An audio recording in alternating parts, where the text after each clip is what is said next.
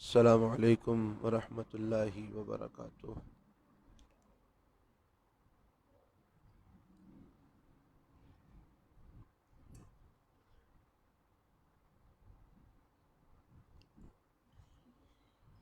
ان الحمد للہ نحمده ونصلی علی رسولہ الکریم، اما بعد فاعوذ باللہ السمیع العلیم من الشیطان الرجیم، بسم اللہ الرحمن الرحیم۔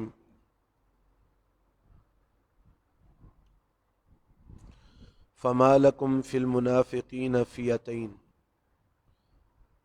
پس کیا ہو گیا ہے تمہیں کہ منافقوں کے بارے میں فئتینی دو گروہ ہو گئے ہو۔ واللہ ارکسہم بما کسبوا، اور اللہ تعالی نے ان کو اوندہ کر دیا ہے اس چیز کی وجہ سے جو انہوں نے کمایا، ان کے اعمال کی وجہ سے۔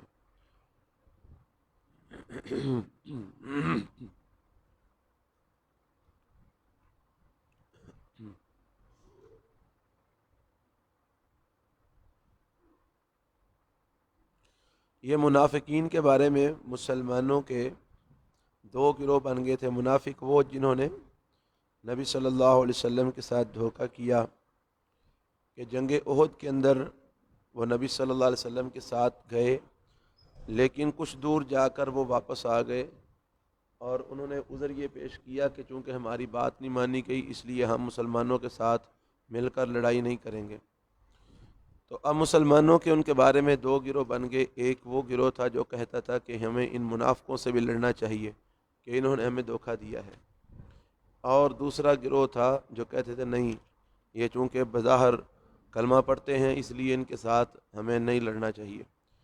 تو یہ مسلمان ان کے بارے میں آپس میں دو گروہ بن گئے۔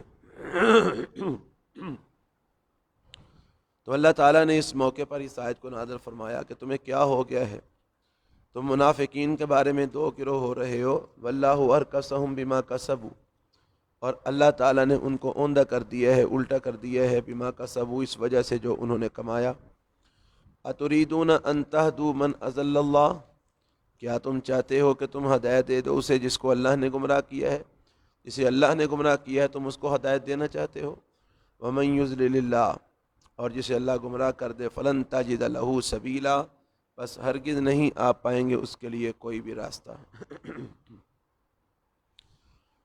ودوا لو تکفرون کما کفروا، وہ پسند کرتے ہیں کاش کہ تم کفر کرو جس طرح انہوں نے کفر کیا ہے، یعنی وہ منافق، وہ کافر، وہ چاہتے ہیں کہ تم بھی اس طرح کافر ہو جاؤ جس طرح وہ کافر ہوئے ہیں۔ فتکونون سواء، پھر تم ہو جاؤ برابر۔ فلا تتخذوا منہم اولیاء، بس نہ تم بناؤ ان سے دوست، ان کو اپنا دوست نہ بناؤ۔ حتیٰ یہاجروا فی سبیل اللہ، یہاں تک کہ وہ اللہ کی راہ میں ہجرت کریں۔ فإن تولوا، بس اگر وہ پھر جائیں، فخذوہم، تو ان کو پکڑو، وقتلوہم، اور انہیں قتل کرو، حیث وجدتموہم، جہاں بھی تم ان کو پاؤ۔ ولا تتخذوا منہم ولیا ولا نصیرا، اور نہ تم بناؤ ان سے کوئی دوست اور نہ ہی کوئی مددگار۔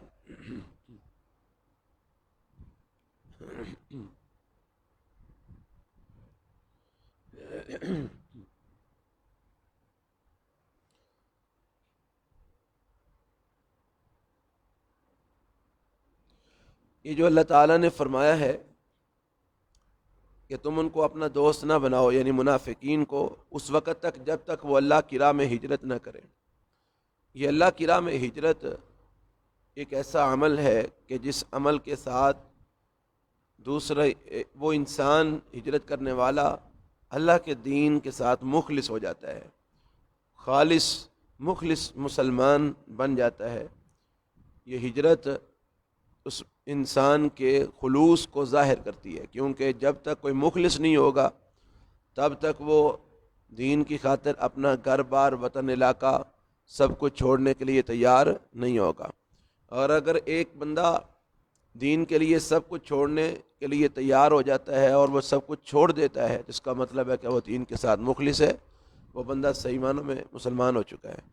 تو اللہ تعالیٰ نے ان منافقین کے حوالے سے یہ بات فرمائی کہ جب تک یہ اللہ کی راہ میں ہجرت نہ کریں اس وقت تک تم ان کو مخلص نہ سمجھو اور ان کے ساتھ اپنی دوستی نہ لگاؤ۔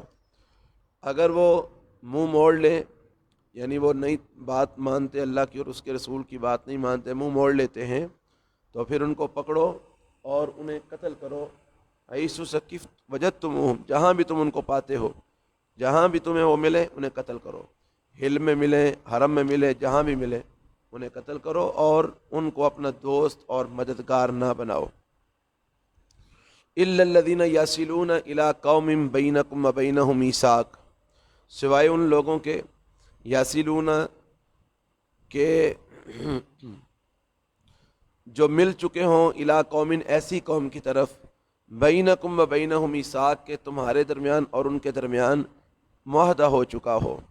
یعنی ایسی اگر یہ منافق یا یہ لوگ جن کے بارے میں تمہیں قتال کرنے کا حکم دیا گیا ہے، لڑنے کا حکم دیا گیا ہے، اگر یہ لوگ کسی ایسی قوم کو مل چکے ہوں کہ جن کے درمیان اور تمہارے درمیان عہد ہو چکا ہے، معاہدہ ہو چکا ہے، تو لہذا اگر یہ اس قوم کے حلیف بن جائیں تو پھر جو ہے نا تم ان کو نہ قتل کرو یا پھر ان سے لڑائی نہ کرو، کیونکہ اس طرح پھر وہ معاہدہ ٹوٹ جائے گا۔ تو فرمایا الا الذین، مگر وہ لوگ یصلون جو مل چکے ہوں الی قوم ایسی قوم کی طرف، بینکم وبینہم میثاق کہ تمہارے درمیان اور ان کے درمیان عہد ہو چکا ہے، معاہدہ ہو چکا ہے۔ او جاؤکم حسرت صدورہم، یا وہ تمہارے پاس آئیں، حسرت صدورہم اس حال میں کہ ان کے سینے تنگ ہو چکے ہوں، اس بات سے ان یقاتلوکم کہ وہ تم سے لڑائی کریں، او یقاتلو قومہم یا وہ اپنی قوم سے لڑائی کرے۔ یعنی اگر وہ اس حال میں تمہارے پاس آتے ہیں کہ ان کے دل لڑائی کرنے سے تنگ ہو چکے ہیں، نہ وہ تمہارے خلاف لڑائی کرنا پسند کرتے ہیں اور نہ وہ تمہارے ساتھ مل کر کسی اور کے خلاف لڑائی کرنا پسند کرتے ہیں، تو اگر وہ بالکل ہی لڑائی کرنا پسند نہیں کرتے، نہ تمہارے ساتھ مل کر اور نہ ہی تمہارے خلاف، تو ایسی صورت میں بھی تم ان کے ساتھ لڑائی نہ کرو، کیونکہ وہ تمہارے خلاف بھی لڑائی نہیں کر رہے، تمہارے ساتھ مل کر بھی لڑائی نہیں کر رہے، اور تمہارے خلاف کسی دوسرے کے ساتھ مل کر بھی لڑائی نہیں کر رہے، تو لہذا ان کو ان کے حال پہ چھوڑ دو اور ان کے ساتھ بھی لڑائی نہ کرو۔ او جاؤکم، یا وہ آئے تمہارے پاس، حسرت صدورہم کہ ان کے سینے تنگ ہو چکے ہوں، رک چکے ہوں، اس بات سے ان یقاتلوکم کہ وہ تم سے لڑائی کریں، او یقاتلو قومہم یا وہ اپنی قوم سے لڑائی کریں۔ ولو شاء اللہ لسلطہم، اور اگر اللہ تعالیٰ چاہتا تو البتہ ان کو مسلط کر دیتا علیکم تم پر، فلقاتلوکم پس البتہ وہ تم سے لڑائی کرتے، یعنی اگر اللہ چاہتا تو ان کو بھی تم پر مسلط کر دیتا تو وہ تم سے لڑائی کرتے، لیکن اللہ تعالیٰ نے ان کو تم پر مسلط نہیں کیا، لہذا فَإِنِ اعْتَزَلُوكُمْ، بس اگر وہ تم سے الگ رہیں، فَلَمْ يُقَاتِلُوكُمْ وہ تم سے قتال نہ کریں، وَأَلْقَوْا إِلَيْكُمُ السَّلَمَ اور ڈالیں تمہاری طرف صلح کا پیغام، تو پھر تم بھی ان کے ساتھ لڑائی نہ کرو۔ فَمَا جَعَلَ اللَّهُ لَكُمْ عَلَيْهِمْ سَبِيلًا، بس نہیں بنایا اللہ تعالیٰ نے تمہارے لیے ان کے خلاف کوئی راستہ، اللہ نے پھر تمہارے لیے ان کے خلاف کوئی راستہ نہیں بنایا، یعنی پھر اس کا مطلب یہ ہے کہ اگر وہ تم سے الگ رہتے ہیں، تم سے لڑائی نہیں کرتے، تو تم بھی ان سے لڑائی نہ کرو۔ سَتَجِدُونَ آخَرِينَ يُرِيدُونَ أَن يَأْمَنُوكُمْ وَيَأْمَنُوا قَوْمَهُمْ، ان قریب تم پاؤ گے کچھ دوسرے لوگوں کو، یریدون وہ چاہتے ہیں، ان یامنوکم کہ وہ تم سے بھی امن میں رہیں، ویامنوا قومہم اور اپنی قوم سے بھی امن میں رہیں، یعنی کچھ ایسے لوگ آپ پائیں گے کہ جو چاہتے تو یہ ہیں کہ تم سے بھی امن میں رہیں، تم ان کے خلاف لڑائی نہ کرو، اور وہ اپنی قوم سے بھی امن میں رہیں کہ ان کی قوم بھی ان کے خلاف کسی قسم کی مہادرائی نہ کرے، لیکن حالت ان کی یہ ہے کہ کلما ردوا الی الفتنہ، جب وہ لٹائے جاتے ہیں فتنے کی طرف، یعنی ان کو کسی فتنے کی دعوت دی جاتی ہے، وہ فتنے میں لٹائے جاتے ہیں، ارکسوا فیہا تو اس میں وہ اوندے منہ ڈال دیے جاتے ہیں، یعنی کیا مطلب، پھر جب وہ فتنے میں مبتلا کیے جاتے ہیں، کسی فتنے میں ڈالے جاتے ہیں، تو وہاں پر پھر ان کو امن یاد نہیں رہتا، وہاں پر پھر وہ مسلمانوں کے خلاف سازشیں کرتے ہیں، مسلمانوں کے خلاف پروگرام بناتے ہیں۔ تو اللہ تعالیٰ فرماتے ہیں کلما ردوا، جب ان کو لٹایا جاتا ہے الی الفتنہ فتنے کی طرف، ارکسوا فیہا تو وہ اس فتنے میں اوندے منہ ڈال دیے جاتے ہیں، فَإِن لَمْ يَعْتَزِلُوكُمْ بس اگر وہ تم سے الگ نہ رہیں، بس اگر یہ لوگ تم سے کنارہ کشی نہ کریں، علیحدگی اختیار نہ کریں، تم سے الگ نہ رہیں، وَيُلْقُوا إِلَيْكُمُ السَّلَمَ، اور تمہاری طرف صلح کا پیغام بھی نہ ڈالیں، وَيَكُفُّوا أَيْدِيَهُمْ، اور اپنے ہاتھوں کو تم سے نہ روکیں، تو پھر تم نے بھی ان کا خیال نہیں کرنا، فَخُذُوهُمْ، پھر تم بھی ان کو پکڑو، وَاقْتُلُوهُمْ، اور ان کو قتل کرو، حَيْثُ ثَقِفْتُمُوهُمْ، جہاں بھی تم ان کو پاؤ، وَأُولَٰئِكُمْ جَعَلْنَا لَكُمْ عَلَيْهِمْ سُلْطَانًا مُبِينًا، اور یہ وہ لوگ ہیں کہ ہم نے بنایا ہے تمہارے لیے ان کے خلاف واضح غلبہ، ظاہری حجت ہم نے تمہارے لیے ان کے خلاف بنا دی ہے، لہذا ایسے لوگوں کی کوئی رعایت نہیں کرنی، اور ایسے لوگوں کے ساتھ صحیح طریقے سے جو ہے نا وہ تم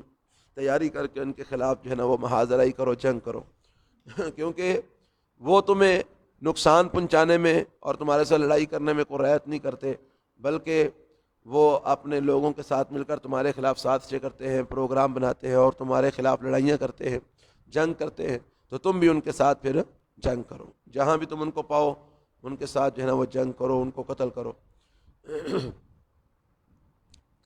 تو گویا ان آیات میں دو قسم کے گروہوں کا تذکرہ ہوا ہے، ایک وہ گروہ ہے جن کے سینے لڑائی سے تنگ ہو چکے ہیں، وہ تمہارے خلاف بھی نہیں لڑتے اور تمہارے ساتھ مل کر کسی اور کے خلاف بھی نہیں لڑتے، وہ لڑنا چاہتے ہی نہیں ہیں، تو ایسے لوگ اگر تم سے الگ رہتے ہیں اور تمہارے خلاف کسی قسم کی محاذرائی میں حصہ نہیں لیتے اور تمہاری طرف صلح کا پیغام ڈالتے ہیں، تو تمہارے لیے بھی یہ حکم ہے کہ تم بھی ان کے ساتھ لڑائی نہیں کرو، تم بھی ان کے ساتھ صلح کر لو اور ان کے خلاف محاذرائی نہ کرو۔ ایک وہ گروہ ہے جو بظاہر تو یہ چاہتے ہیں کہ وہ تم سے بھی امن میں رہیں اور اپنی قوم سے بھی امن میں رہیں، لیکن جب وہ کوئی فتنے میں ڈالے جاتے ہیں، یعنی اگر کوئی فتنہ پیدا ہوتا ہے اور ان کو کہا جاتا ہے کہ اس میں حصہ لو، تو اس میں حصہ لے لیتے ہیں، یعنی اس وقت ان کو امن یاد نہیں رہتا، یعنی مسلمانوں کے خلاف جب فتنہ برپا کرنا ہو تو پھر ان کو امن یاد نہیں رہتا، اور اگر اپنی قوم کے خلاف کوئی جنگ وغیرہ کا معاملہ ہو تو پھر ان کو امن یاد آ جاتا ہے۔ تو ایسے لوگ اگر وہ تم سے الگ نہیں رہتے اور تمہاری طرف صلح کا پیغام بھی نہیں ڈالتے اور اپنے ہاتھوں کو روک کے بھی نہیں رکھتے، تو پھر تم بھی اپنے ہاتھوں کو ان لوگوں سے نہ روکو، ان کو پکڑو اور جہاں بھی انہیں پاؤ انہیں کاٹو، انہیں قتل کرو، اور یہ لوگ ہیں کہ ہم نے بنایا تمہارے لیے ان کے خلاف واضح غلبہ، واضح دلیل وما کان لمؤمن ان یقتل مؤمنا، اور نہیں لائق کسی مومن کے لیے کہ وہ کسی مومن کو قتل کرے الا خطأ، مگر غلطی سے، غلطی کے ساتھ اگر کوئی کسی مومن کو قتل کر دے تو وہ الگ بات ہے، وگرنہ کسی مومن کو جائز نہیں کہ وہ کسی دوسرے مومن کو قتل کرے۔ ومن قتل مؤمنا خطأ، اور جو کوئی قتل کرے گا کسی دوسرے مومن کو خطأ، غلطی سے، تو اب اس کا یعنی کیا اس کو کرنا پڑے گا، اس کا گناہ کیا ہے یا اس کا کفارہ کیا ہے؟ اور جو کہ قتل کرے کسی مومن کو خطأ، غلطی سے، فتحریر رقبۃ مومنہ، بس وہ آزاد کرے ایک مومن غلام کو، یعنی ایک مومنہ گردن جو ہے نا، ایک مومن غلام، اسے وہ آزاد کرے تاکہ اس کا یہ جرم اللہ کے ہاں معاف ہو جائے کہ اس نے ایک مومن کو قتل کیا ہے اگرچہ غلطی سے قتل کیا ہے۔ ودیت مسلمۃ، اور دیت بھی دینی ہے الی اہلی، اس کے گھر والوں کو، یعنی اس کے گھر والوں کو دیت بھی دینی ہے، اور اس کے ساتھ ساتھ اپنے اس گناہ کو معاف کروانے کے لیے ایک مومن غلام کو آزاد بھی کرنا ہے، ایک مومن گردن کو آزاد کرنا ہے، الا ان یصدقوا، مگر یہ کہ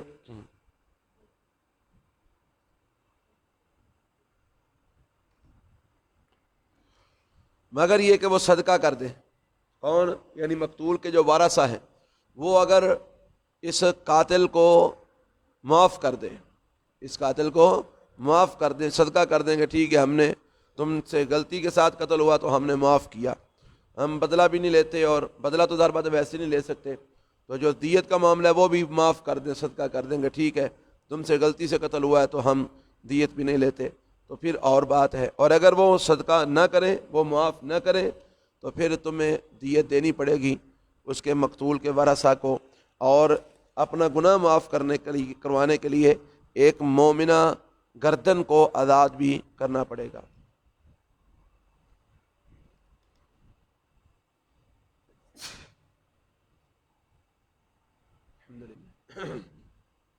یہدیکم اللہ یصلح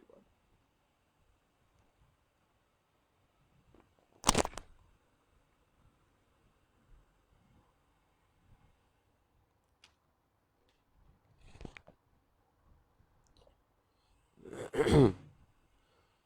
آگے فرمایا فَإِن كَانَ مِن قَوْمٍ عَدُوٍّ لَكُمْ، اگر وہ جو بندہ قتل ہوا ہے وہ بندہ تمہاری دشمن قوم سے ہے، وَهُوَ مُؤْمِنٌ، لیکن ہے وہ مومن، یعنی غلطی کے ساتھ جو قتل ہوا ہے وہ بندہ ہے مومن لیکن ہے تمہاری دشمن قوم کا، یعنی ایسی قوم کا وہ فرد ہے جو تمہاری دشمن قوم ہے لیکن بندہ مومن ہے، بندہ ایمان والا ہے لیکن ہے تمہاری دشمن قوم کا، وہ تم سے غلطی کے ساتھ قتل ہو گیا ہے، تو ایسی صورت میں پھر کیا کرنا ہے؟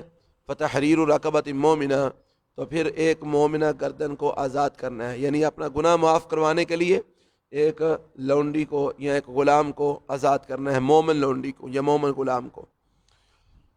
تو دیت نہیں دینی کیونکہ وہ تمہارے دشمن قوم کا ہے، اس لیے دیت نہیں ہے، لیکن اپنا گناہ معاف کروانے کے لیے ایک غلام یا ایک لونڈی مومنہ آزاد کرنی ہوگی۔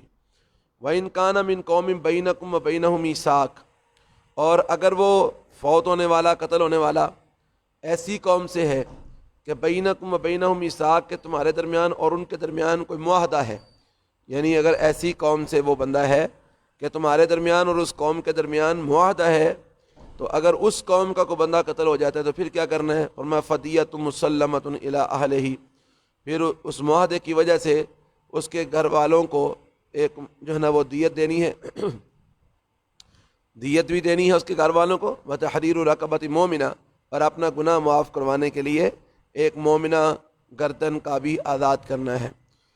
تو یہ اس آیت میں دو جو ہے نا وہ صورتوں میں گردن بھی آزاد کرنی ہے اور ایک جو ہے نا وہ دیت بھی دینی ہے۔ وہ دو صورتیں کون سی ہیں؟ کہ اگر وہ قتل ہونے والا مومن آدمی ہے تو پھر جو ہے نا وہ دیت بھی دینی ہے اس کے گھر والوں کو، اور ساتھ ایک گردن بھی آزاد کرنی ہے مومنہ۔ اور اگر وہ فوت ہونے والا ایسی قوم سے ہے جس قوم کے ساتھ تمہارا معاہدہ ہے، تو اس صورت میں بھی گردن بھی آزاد کرنی ہے اور اس کے ساتھ ساتھ دیت بھی دینی ہے۔ لیکن اگر وہ ایسی قوم سے ہے جو تمہاری دشمن قوم ہے لیکن ہے وہ مومن، تو ایسی صورت میں پھر گردن تو آزاد کرنی ہے اپنا گناہ معاف کروانے کے لیے، لیکن جو ہے نا وہ دیت نہیں دینی۔ تو یہ دو صورتوں میں دیت دینی ہے اور ایک صورت میں دیت نہیں دینی۔ فرمایا فَمَن لَّمْ يَجِدْ فَصِيَامُ شَهْرَيْنِ مُتَتَابِعَيْنِ، بس جو کوئی نہ پائے پس وہ روزے رکھے 2 مہینے کے لگاتار، یعنی اگر کوئی بندہ، یعنی دیت تو دینی ہے جس صورت میں دینی ہے، لیکن گردن آزاد کرنے کے لیے رقم نہیں ہے، یعنی غلام نہیں آزاد کر سکتا، لونڈی وغیرہ مومنہ نہیں آزاد کر سکتا، اتنے پیسے نہیں ہیں، تو پھر کیا کرے؟ فصیام الشہرین متتابعین، جو کوئی یہ گردن وغیرہ آزاد کرنا نہ پائے تو وہ روزے رکھے گا 2 مہینے کے متتابعین لگاتار۔ توبۃ من اللہ، یہ اللہ تعالیٰ سے توبہ کرنے کا ایک طریقہ ہے، اس طریقے سے تم اللہ تعالیٰ سے توبہ کر سکتے ہو۔ وکان اللہ علیما حکیما، اور ہے اللہ تعالیٰ خوب جاننے والا، حکمت والا، یعنی اللہ تعالیٰ کو پتہ ہے کہ کس کام میں کیا حکمت ہے، وہ سارے علم رکھتا ہے، اس لیے تم اس کام میں نہ پڑنا کہ لو جی فلانے کو دیت دینی ہے تو فلانے کو کیوں نہیں دینی، تو یہ دینی ہے نہیں دینی یہ اللہ کا حکم مانو، باقی کیوں نہیں دینی اس کی حکمت اللہ جانتا ہے، کیوں دینی ہے اس کی حکمت بھی اللہ جانتا ہے، وہ حکمتوں والا ہے، وہ جانتا ہے حکمتوں کو، اس لیے تم حکمتوں کو پیچھے نہ پڑو، حکم کو مانو۔ بات سمجھ آ رہی ہے؟ حکمتوں کو پیچھے نہ پڑو، حکم کو مانو، بندگی حکم کو ماننے میں ہے۔ وَمَن يَقْتُلْ مُؤْمِنًا مُتَعَمِّدًا، یہ معاملہ پیچھے والی آیت میں تو تھا اگر غلطی کے ساتھ قتل ہوا، قتل خطا اس کو بولتے ہیں، اب معاملہ ہے قتل عمد کا، جان بوجھ کر قتل کیا۔ وَمَن يَقْتُلْ مُؤْمِنًا مُتَعَمِّدًا، اور جو کہ قتل کرے کسی مومن کو جان بوجھ کر، قصداً ارادتاً کسی کو قتل کرے، قتل عمد، فجزاؤہ جہنم، تو ایسے بندے کی سزا جہنم ہے، خالداً فیہا، وہ اس میں ہمیشہ ہمیش رہے گا۔ وغضب اللہ علیہ، اور اللہ تعالیٰ نے اس پر غضب نازل فرمایا ہے، ولعنہ، اور اس پر لعنت کی ہے، وأعد له عذابا عظیما، اور اللہ نے اس کے لیے تیار کیا عذاب عظیم۔ یعنی ایسا بندہ جو کسی مومن کو جان بوجھ کر قصداً قتل کرتا ہے بغیر کسی وجہ کے، تو ایسے بندے کا ٹھکانہ جہنم ہے اور وہ اس میں ہمیشہ ہمیش رہے گا۔ اب یہاں پر یہ بات سوچنے والی ہے یا دیکھنے والی ہے کہ ہمیشہ میں جہنم میں رہے گا؟ اگر ایک مومن انسان ہے، یعنی موحد انسان ہے، توحید پرست، اس نے کبھی شرک نہیں کیا، بدعت بھی نہیں کی، موحد ہے، متبع سنت ہے، لیکن جھگڑا ہو گیا تو اس نے طیش میں آ کر کسی مومن کو قتل کر دیا، جان بوجھ کے قتل کر دیا، تو اس نے شرک تو نہیں کیا۔ اور اللہ تعالیٰ کا فرمان ہے ان اللہ لا یغفر ان یشرک بہ ویغفر ما دون ذلک لمن یشاء، کہ اللہ تعالیٰ شرک معاف نہیں کرے گا، شرک کے علاوہ جو چاہے گا سب معاف کر دے گا۔ تو یہ قتل بھی تو شرک کے علاوہ ہی ہے نا گناہ۔ تو اللہ فرماتے ہیں یہ قتل کرنے والا مومن کو جان بوجھ کر یہ ہمیشہ جہنم میں رہے گا، جبکہ اللہ نے دوسرے مقام پر فرمایا کہ شرک اگر کسی نے نہ کیا ہو تو اللہ تعالیٰ جس کو چاہے گا معاف فرما دے گا۔ تو اس دونوں آیتوں کو سامنے رکھتے ہوئے اس کا مطلب پھر یہ ہوگا کہ اللہ تعالیٰ نے جو یہ بات کہی نا ہمیشہ میں جہنم میں رہے گا، تو یہ تغلیظاً یہ بات فرمائی ہے، سختی کرتے ہوئے یہ بات فرمائی ہے، یعنی معاملے کی شدت کو بیان کرتے ہوئے یہ بات فرمائی ہے کہ یہ اتنا بڑا جرم ہے، اتنا کبیرہ گناہ ہے کہ ایسے ہی سمجھو کہ جیسے اس بندے نے ہمیشہ جہنم میں رہنا ہے۔ بات سمجھا رہی ہے؟ تو یہ تغلیظاً یہ بات فرما دی، وگرنہ اللہ کا قرآن کہتا ہے کہ جس نے شرک نہ کیا ہوا ہوگا اللہ تعالیٰ اس کے گناہ کو چاہے گا تو معاف کر دے گا، اور ایک نہ ایک دن وہ جہنم سے باہر نکل آئے گا۔ باقی اس آیت سے یہ بات معلوم ہوتی ہے کہ کسی مومن کو قصداً قتل کرنا بہت بڑا گناہ ہے، کبیرہ گناہ ہے، اور اللہ تعالیٰ نے اگر معاف نہ کیا بغیر سزا دیے تو پتہ نہیں کب تک جہنم میں جلنا پڑے گا۔ تو اس لیے اللہ تعالیٰ ہم سب کو ایسے گناہوں سے محفوظ فرمائے۔ آگے فرمایا یا ایھا الذین آمنوا، اے ایمان والو، اذا ضربتم فی سبیل اللہ، جب تم اللہ کی راہ میں چلو، فتبینوا، تو تحقیق کر لیا کرو، ولا تقولوا لمن القی الیکم السلام، اور نہ کہو اس بندے کو جس نے ڈالا تمہاری طرف السلام سلام، لست مومنا، کہ تو مومن نہیں ہے، تبتغون عرض الحیات الدنیا، تم چاہتے ہو دنیا کی زندگی کا سامان، فعند اللہ مغانم کثیرہ، پس اللہ کے پاس بہت زیادہ غنیمتیں ہیں، اللہ کے پاس بہت زیادہ غنیمتیں ہیں، اس لیے دنیا کے مال کے پیچھے نہ پڑو۔ یہ ایک واقعہ ہوا تھا، ایک دفعہ مسلمانوں کا ایک لشکر جا رہا تھا، تو راستے میں ایک چرواہا بکریاں چرا رہا تھا، تو مسلمانوں کو دیکھ کر اس چرواہے نے مسلمانوں کو سلام کیا، تو مسلمانوں نے، بعض لوگوں نے یہ سمجھا کہ یہ شاید اپنی جان بچانے کے لیے مسلمان اپنا سلام کر کے اپنے آپ کو مسلمان ظاہر کر رہا ہے کہ میری جان بچ جائے، تو انہوں نے یہ بات سمجھتے ہوئے کہ شاید یہ جان مطلب کہ اپنی جان بچانے کے لیے سلام کر رہا ہے، یہ مسلمان ہے نہیں ہے، تو انہوں نے اس کو قتل کر دیا اور بکریاں جو ہے نا وہ اس کی اپنے قبضے میں کر لیں۔ تو اس موقع پر جو ہے نا وہ جب یہ بکریاں وغیرہ مال غنیمت کے طور پر لے کر رسول اللہ صلی اللہ علیہ وسلم کے پاس حاضر ہوئے، تو اس موقع پر اللہ تعالیٰ نے اس آیت کو نازل فرمایا کہ یہ بات درست نہیں ہے کہ تم اگر ایسے علاقے سے گزر رہے ہو جو علاقہ دارالاسلام نہیں ہے، یعنی وہ ابھی اس علاقے میں اسلام ظاہر نہیں ہوا، دارالاسلام نہیں ہے، تو تم اگر اس علاقے سے گزر رہے ہو اور اس علاقے سے اگر کوئی بندہ تمہیں سلام کرتا ہے تو تم یہ سمجھتے ہو کہ یہ شاید اپنی جان بچانے کے لیے تمہیں سلام کر رہا ہے، اپنے آپ کو مسلمان ظاہر کر رہا ہے اور تم اسے قتل کر دیتے ہو، یہ بات غلط ہے۔ اگر جو ہے نا وہ تمہارے تک کوئی بات آتی ہے اور تم تحقیق کرو، یہ تو درست نہیں ہے کہ تم اگلے بندے کو یہ سمجھ کر قتل کر دو کہ یہ کافر ہے اور اپنی جان بچانے کے لیے سلام کر رہا ہے، کیونکہ بعض اوقات دارالکفر کے اندر کچھ لوگ ہوتے ہیں جو اسلام لا چکے ہوتے ہیں لیکن اپنی جان بچانے کی خاطر وہ اسلام کو چھپائے ہوئے ہوتے ہیں، تو جب ان کو اپنا مسلمان بھائی نظر آتا ہے تو وہ اس کے سامنے اپنے اسلام کا اظہار کر دیتے ہیں۔ اب وہ تو اپنا ہی اسلام چھپائے ہوئے تھے کہ کافر ہمیں قتل نہ کرے، اور تمہارے سامنے انہوں نے اپنے اسلام کا اظہار کیا اور تم نے ان کو کافر سمجھ کے قتل کر دیا، یہ کیا معاملہ ہے؟ اس طرح تو نہیں کرنا چاہیے تمہیں۔ تو یہ اللہ تعالیٰ نے جو ہے نا وہ تنبیہ فرمائی، اے ایمان والو، اذا ضربتم فی سبیل اللہ، جب تم اللہ کی راہ میں چلو، فتبینوا، تو تحقیق کر لیا کرو، ولا تقولوا لمن القی الیکم السلام، اور نہ کہو اس بندے کو جس نے ڈالا تمہاری طرف سلام، لست مومنا، کہ تو مومن نہیں ہے، تبتغون عرض الحیات الدنیا، تم تلاش کرتے ہو دنیا کی زندگی کا سامان، فعند اللہ مغانم کثیرہ، پس اللہ کے پاس بہت زیادہ غنیمتیں ہیں، کذالک کنتم من قبل، اسی طرح تھے تم بھی اس سے پہلے، یعنی جب تک اسلام کا اظہار نہیں ہوا تم بھی اسی طرح تھے، اپنے اسلام کو چھپاتے پھرتے تھے، تو آج اگر کوئی دوسرا اسلام کو چھپاتا ہے تو تم اس کو مسلمان نہیں سمجھتے ہو. کذالک اسی طرح تم تھے تم بھی من قبل اس سے پہلے فمن اللہ علیکم تو اللہ نے تم پر احسان کیا کہ تمہیں اللہ تعالیٰ نے دارالاسلام میں لے آیا اور تم اسلام کو ظاہر کرتے ہو. لہذا فتبینوا اب تحقیق کر لیا کرو, آئندہ کوئی بھی اس طرح کا معاملہ ہو تو تحقیق کر لیا کرو. ان اللہ کان بما تعملون خبیرا, بے شک اللہ تعالیٰ جو کچھ تم عمال کرتے ہو سب کی خبر رکھنے والا ہے. لا یستوی القاعدون من المؤمنین غیر اولی الضرر, نہیں برابر ہو سکتے بیٹھے رہنے والے مومنوں میں سے غیر اولی الضرر بغیر کسی تکلیف کے, والمجاہدون فی سبیل اللہ اور وہ لوگ جو اللہ کی راہ میں جہاد کرنے والے ہیں, باموالہم انفسہم اپنے مالوں کے ساتھ اور اپنی جانوں کے ساتھ.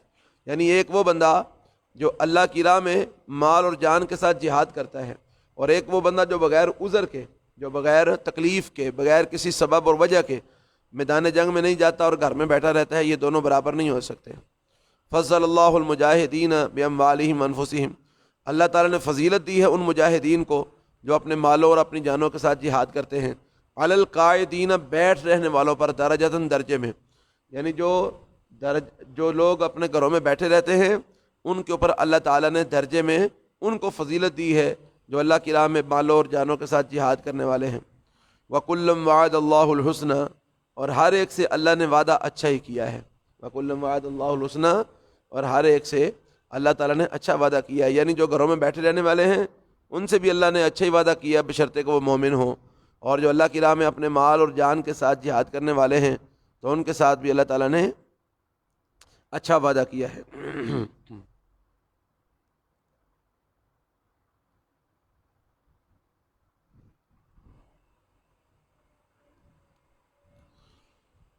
وفضل اللہ المجاہدین, اور اللہ تعالیٰ نے فضیلت دی ہے جہاد کرنے والوں کو, علی القاعدین بیٹھ رہنے والوں پر, اجرا عظیما, بہت بڑے اجر کی صورت میں اللہ تعالیٰ نے جہاد کرنے والوں کو, بیٹھ رہنے والوں پر فضیلت عطا فرمائی ہے.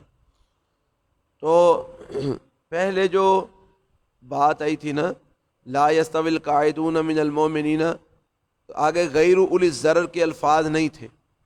پہلے جب آیت اتری تھی تو اس میں غیر اولی الضرر کے الفاظ نہیں تھے, تو اس میں یہ تھا کہ جو مومنوں میں سے گھروں میں بیٹھے رہتے ہیں اور جو اللہ کی راہ میں جہاد کرنے والے ہیں یہ برابر نہیں ہو سکتے. تو حضرت عبداللہ ابن ام مکتوم رضی اللہ تعالیٰ عنہ نبینا سے ابھی تھے, یہ اللہ کے رسول علیہ السلام کے پاس آئے, کہنے لگے اللہ کے رسول جو بغیر عذر کے گھروں میں بیٹھے رہیں ان کی تو جو بات سمجھ میں آتی ہے کہ وہ لوگ اور جہاد اللہ کی راہ میں کرنے والے برابر نہیں ہو سکتے. تو ہم تو عذر کے ساتھ بیٹھتے ہیں, ہم کو شوق کے ساتھ تو نہیں بیٹھتے, ہماری آنکھیں نہیں ہیں, بینائی نہیں ہے, یا اگر کسی کی ٹانگ نہیں ہے, کسی کا بازو نہیں ہے, کوئی معذور ہے, تو اللہ کے رسول اب وہ تو جہاد میں نہیں جا سکتا, میدان جنگ میں جا کے نہیں لڑ سکتا. تو اللہ تعالیٰ نے فرمایا کہ گھروں میں بیٹھے رہنے والے اور جہاد کرنے والے برابر نہیں ہو سکتے. تو اللہ کے رسول ہم تو معذور ہیں, تو ہمارا کیا قصور ہے؟ تو اس وقت پھر اللہ تعالیٰ نے غیر اولی الضرر کا اس آیت میں اضافہ کر دیا, یعنی جو بغیر عذر کے گھروں میں بیٹھے رہتے ہیں اور جہاد میں نہیں جاتے, ایسے لوگ اور اللہ کی راہ میں جہاد کرنے والے یہ برابر نہیں ہو سکتے. تو جو عذر کے ساتھ گھروں میں بیٹھے ہیں وہ لوگ جہاد کرنے والوں کے برابر ہوں گے, یعنی جو عذر کے ساتھ کسی سبب کی وجہ سے وہ گھروں میں بیٹھے رہتے ہیں, جہاد میں نہیں جا سکتے, تو اللہ تعالیٰ ان کو جہاد کے اندر جانے والوں کے برابر اجر اور ثواب عطا فرمائے گا, کیونکہ ان کو تو عذر نے روک رکھا ہے, وہ جان بوجھ کے نہیں رکے ہوئے ہیں. درجات منہ و مغفرت و رحمہ, یعنی جو پیچھے اللہ نے بات کی ہے نا کہ فضیلت دی اللہ تعالیٰ مجاہدین کو بیٹھ رہنے والوں پر عظیم اجر کی صورت میں, تو درجات منہ یعنی اللہ نے اپنی طرف سے درجے رکھے ہیں ایسے لوگوں کے لیے, و مغفرت اور بخشش بھی ہے, و رحمہ اور رحمت بھی ہے, وکان اللہ غفور الرحیم, اور ہے اللہ بخشنے والا مہربان. ان الذین توفاہم الملائکۃ ظالمی انفسہم, بے شک وہ لوگ جن کو فرشتے فوت کرتے ہیں اس حال میں کہ وہ اپنی جانوں پر ظلم کرنے والے ہوتے ہیں, یعنی مشرک لوگ, کافر لوگ, ایسے لوگوں کو جب فرشتے فوت کرتے ہیں نا, قالو تو وہ ان سے پوچھتے ہیں, ان سے کہتے ہیں فیما کنتم, تم کس چیز میں تھے, کس حال میں تھے, یعنی کیا عقیدہ ہے تمہارا, کیا نظریہ تمہارا, کیا دین ہے تمہارا.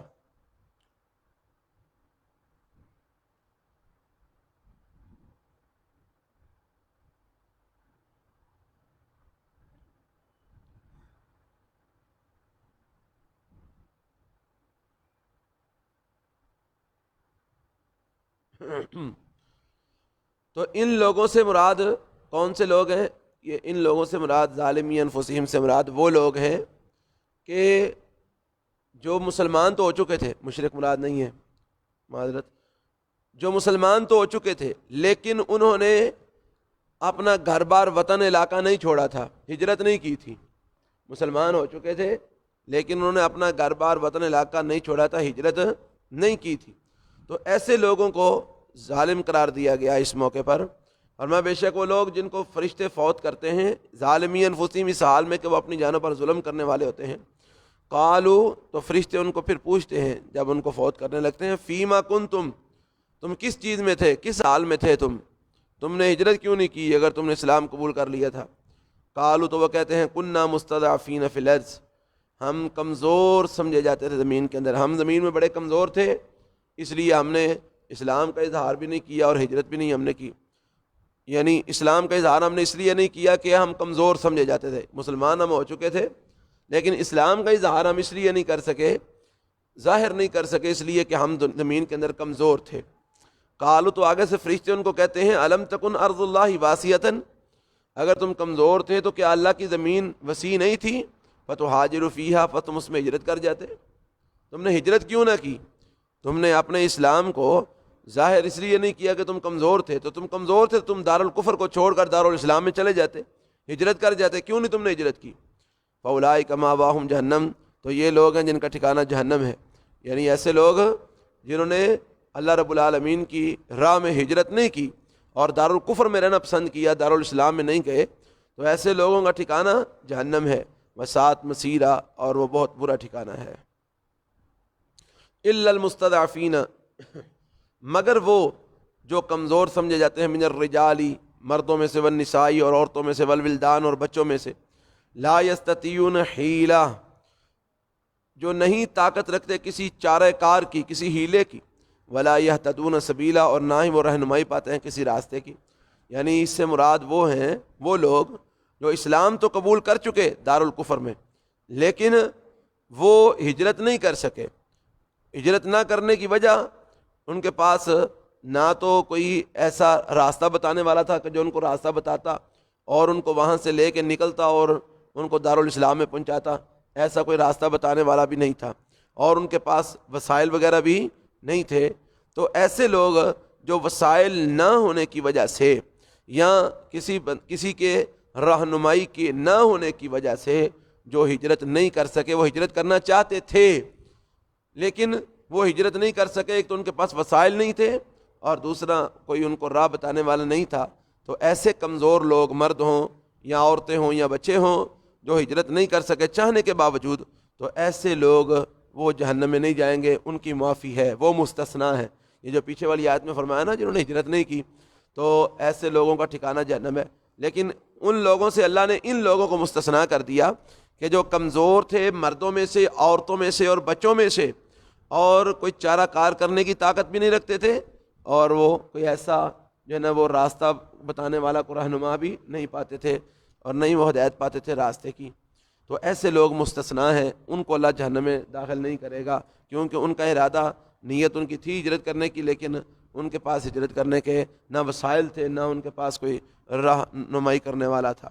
فرمایا فاولئک عسى اللہ ان یعفو عنہم، تو یہ وہ لوگ ہیں کہ اللہ تعالیٰ امید ہے کہ ان کو معاف کر دے گا، امید ہے کہ اللہ تعالیٰ ان سے درگزر فرما دے گا. وکان اللہ عفوا غفورا، اور اللہ تعالیٰ بڑا درگزر کرنے والا، بخشنے والا ہے. ومن یہاجر فی سبیل اللہ، اور جو کوئی ہجرت کرے اللہ کی راہ میں، یجد فی الارض، وہ پائے گا زمین کے اندر، مراغما کثیرا، بہت زیادہ قیام کی جگہ، وسعۃ، اور کشادگی. یعنی اگر کوئی اللہ کے دین کی خاطر اللہ کی راہ میں ہجرت کرتا ہے، اپنا وطن چھوڑتا ہے، تو وہ یہ نہ سمجھے کہ وہ کہاں جائے گا، کہاں رہے گا، اس کو بڑی کشادگی بھی ملے گی اور بڑی ساری قیام کی جگہ بھی وہ پا لے گا. اللہ تعالیٰ اس کے لیے انتظامات کریں گے. ومن یخرج من بیتہ، اور جو نکلتے ہیں اپنے گھر سے مہاجرن، ہجرت کرتے ہوئے، الی اللہ و رسولہ، اللہ کی طرف اور اس کے رسول کی طرف، یعنی اللہ کی خاطر اور اس کے رسول کی طرف ہجرت کرتے ہوئے جو بندہ اپنے گھر سے نکلتا ہے، ثم یدرکہ الموت، پھر اس کو موت پا لیتی ہے. یعنی ابھی وہ ہجرت کر کے اگلے علاقے میں پہنچا نہیں، راستے میں اس کو موت نے پا لیا، فوت ہو گیا وہ، تو فرمایا فقد واقع اجرہ علی اللہ، بس تحقیق اس کا اجر اللہ پر واقع ہو گیا، یعنی اللہ اس کو ہجرت کا ثواب عطا کریں گے، اللہ اس کو ہجرت کا اجر عطا فرمائیں گے، کیونکہ وہ ہجرت کی نیت سے نکلا تھا لیکن وہ ہجرت کر نہیں سکا، راستے میں فوت ہو گیا، تو اس کو اس کی ہجرت کا اجر مل جائے گا۔ وکان اللہ غفور الرحیم، اور ہے اللہ بخشنے والا، رحم کرنے والا۔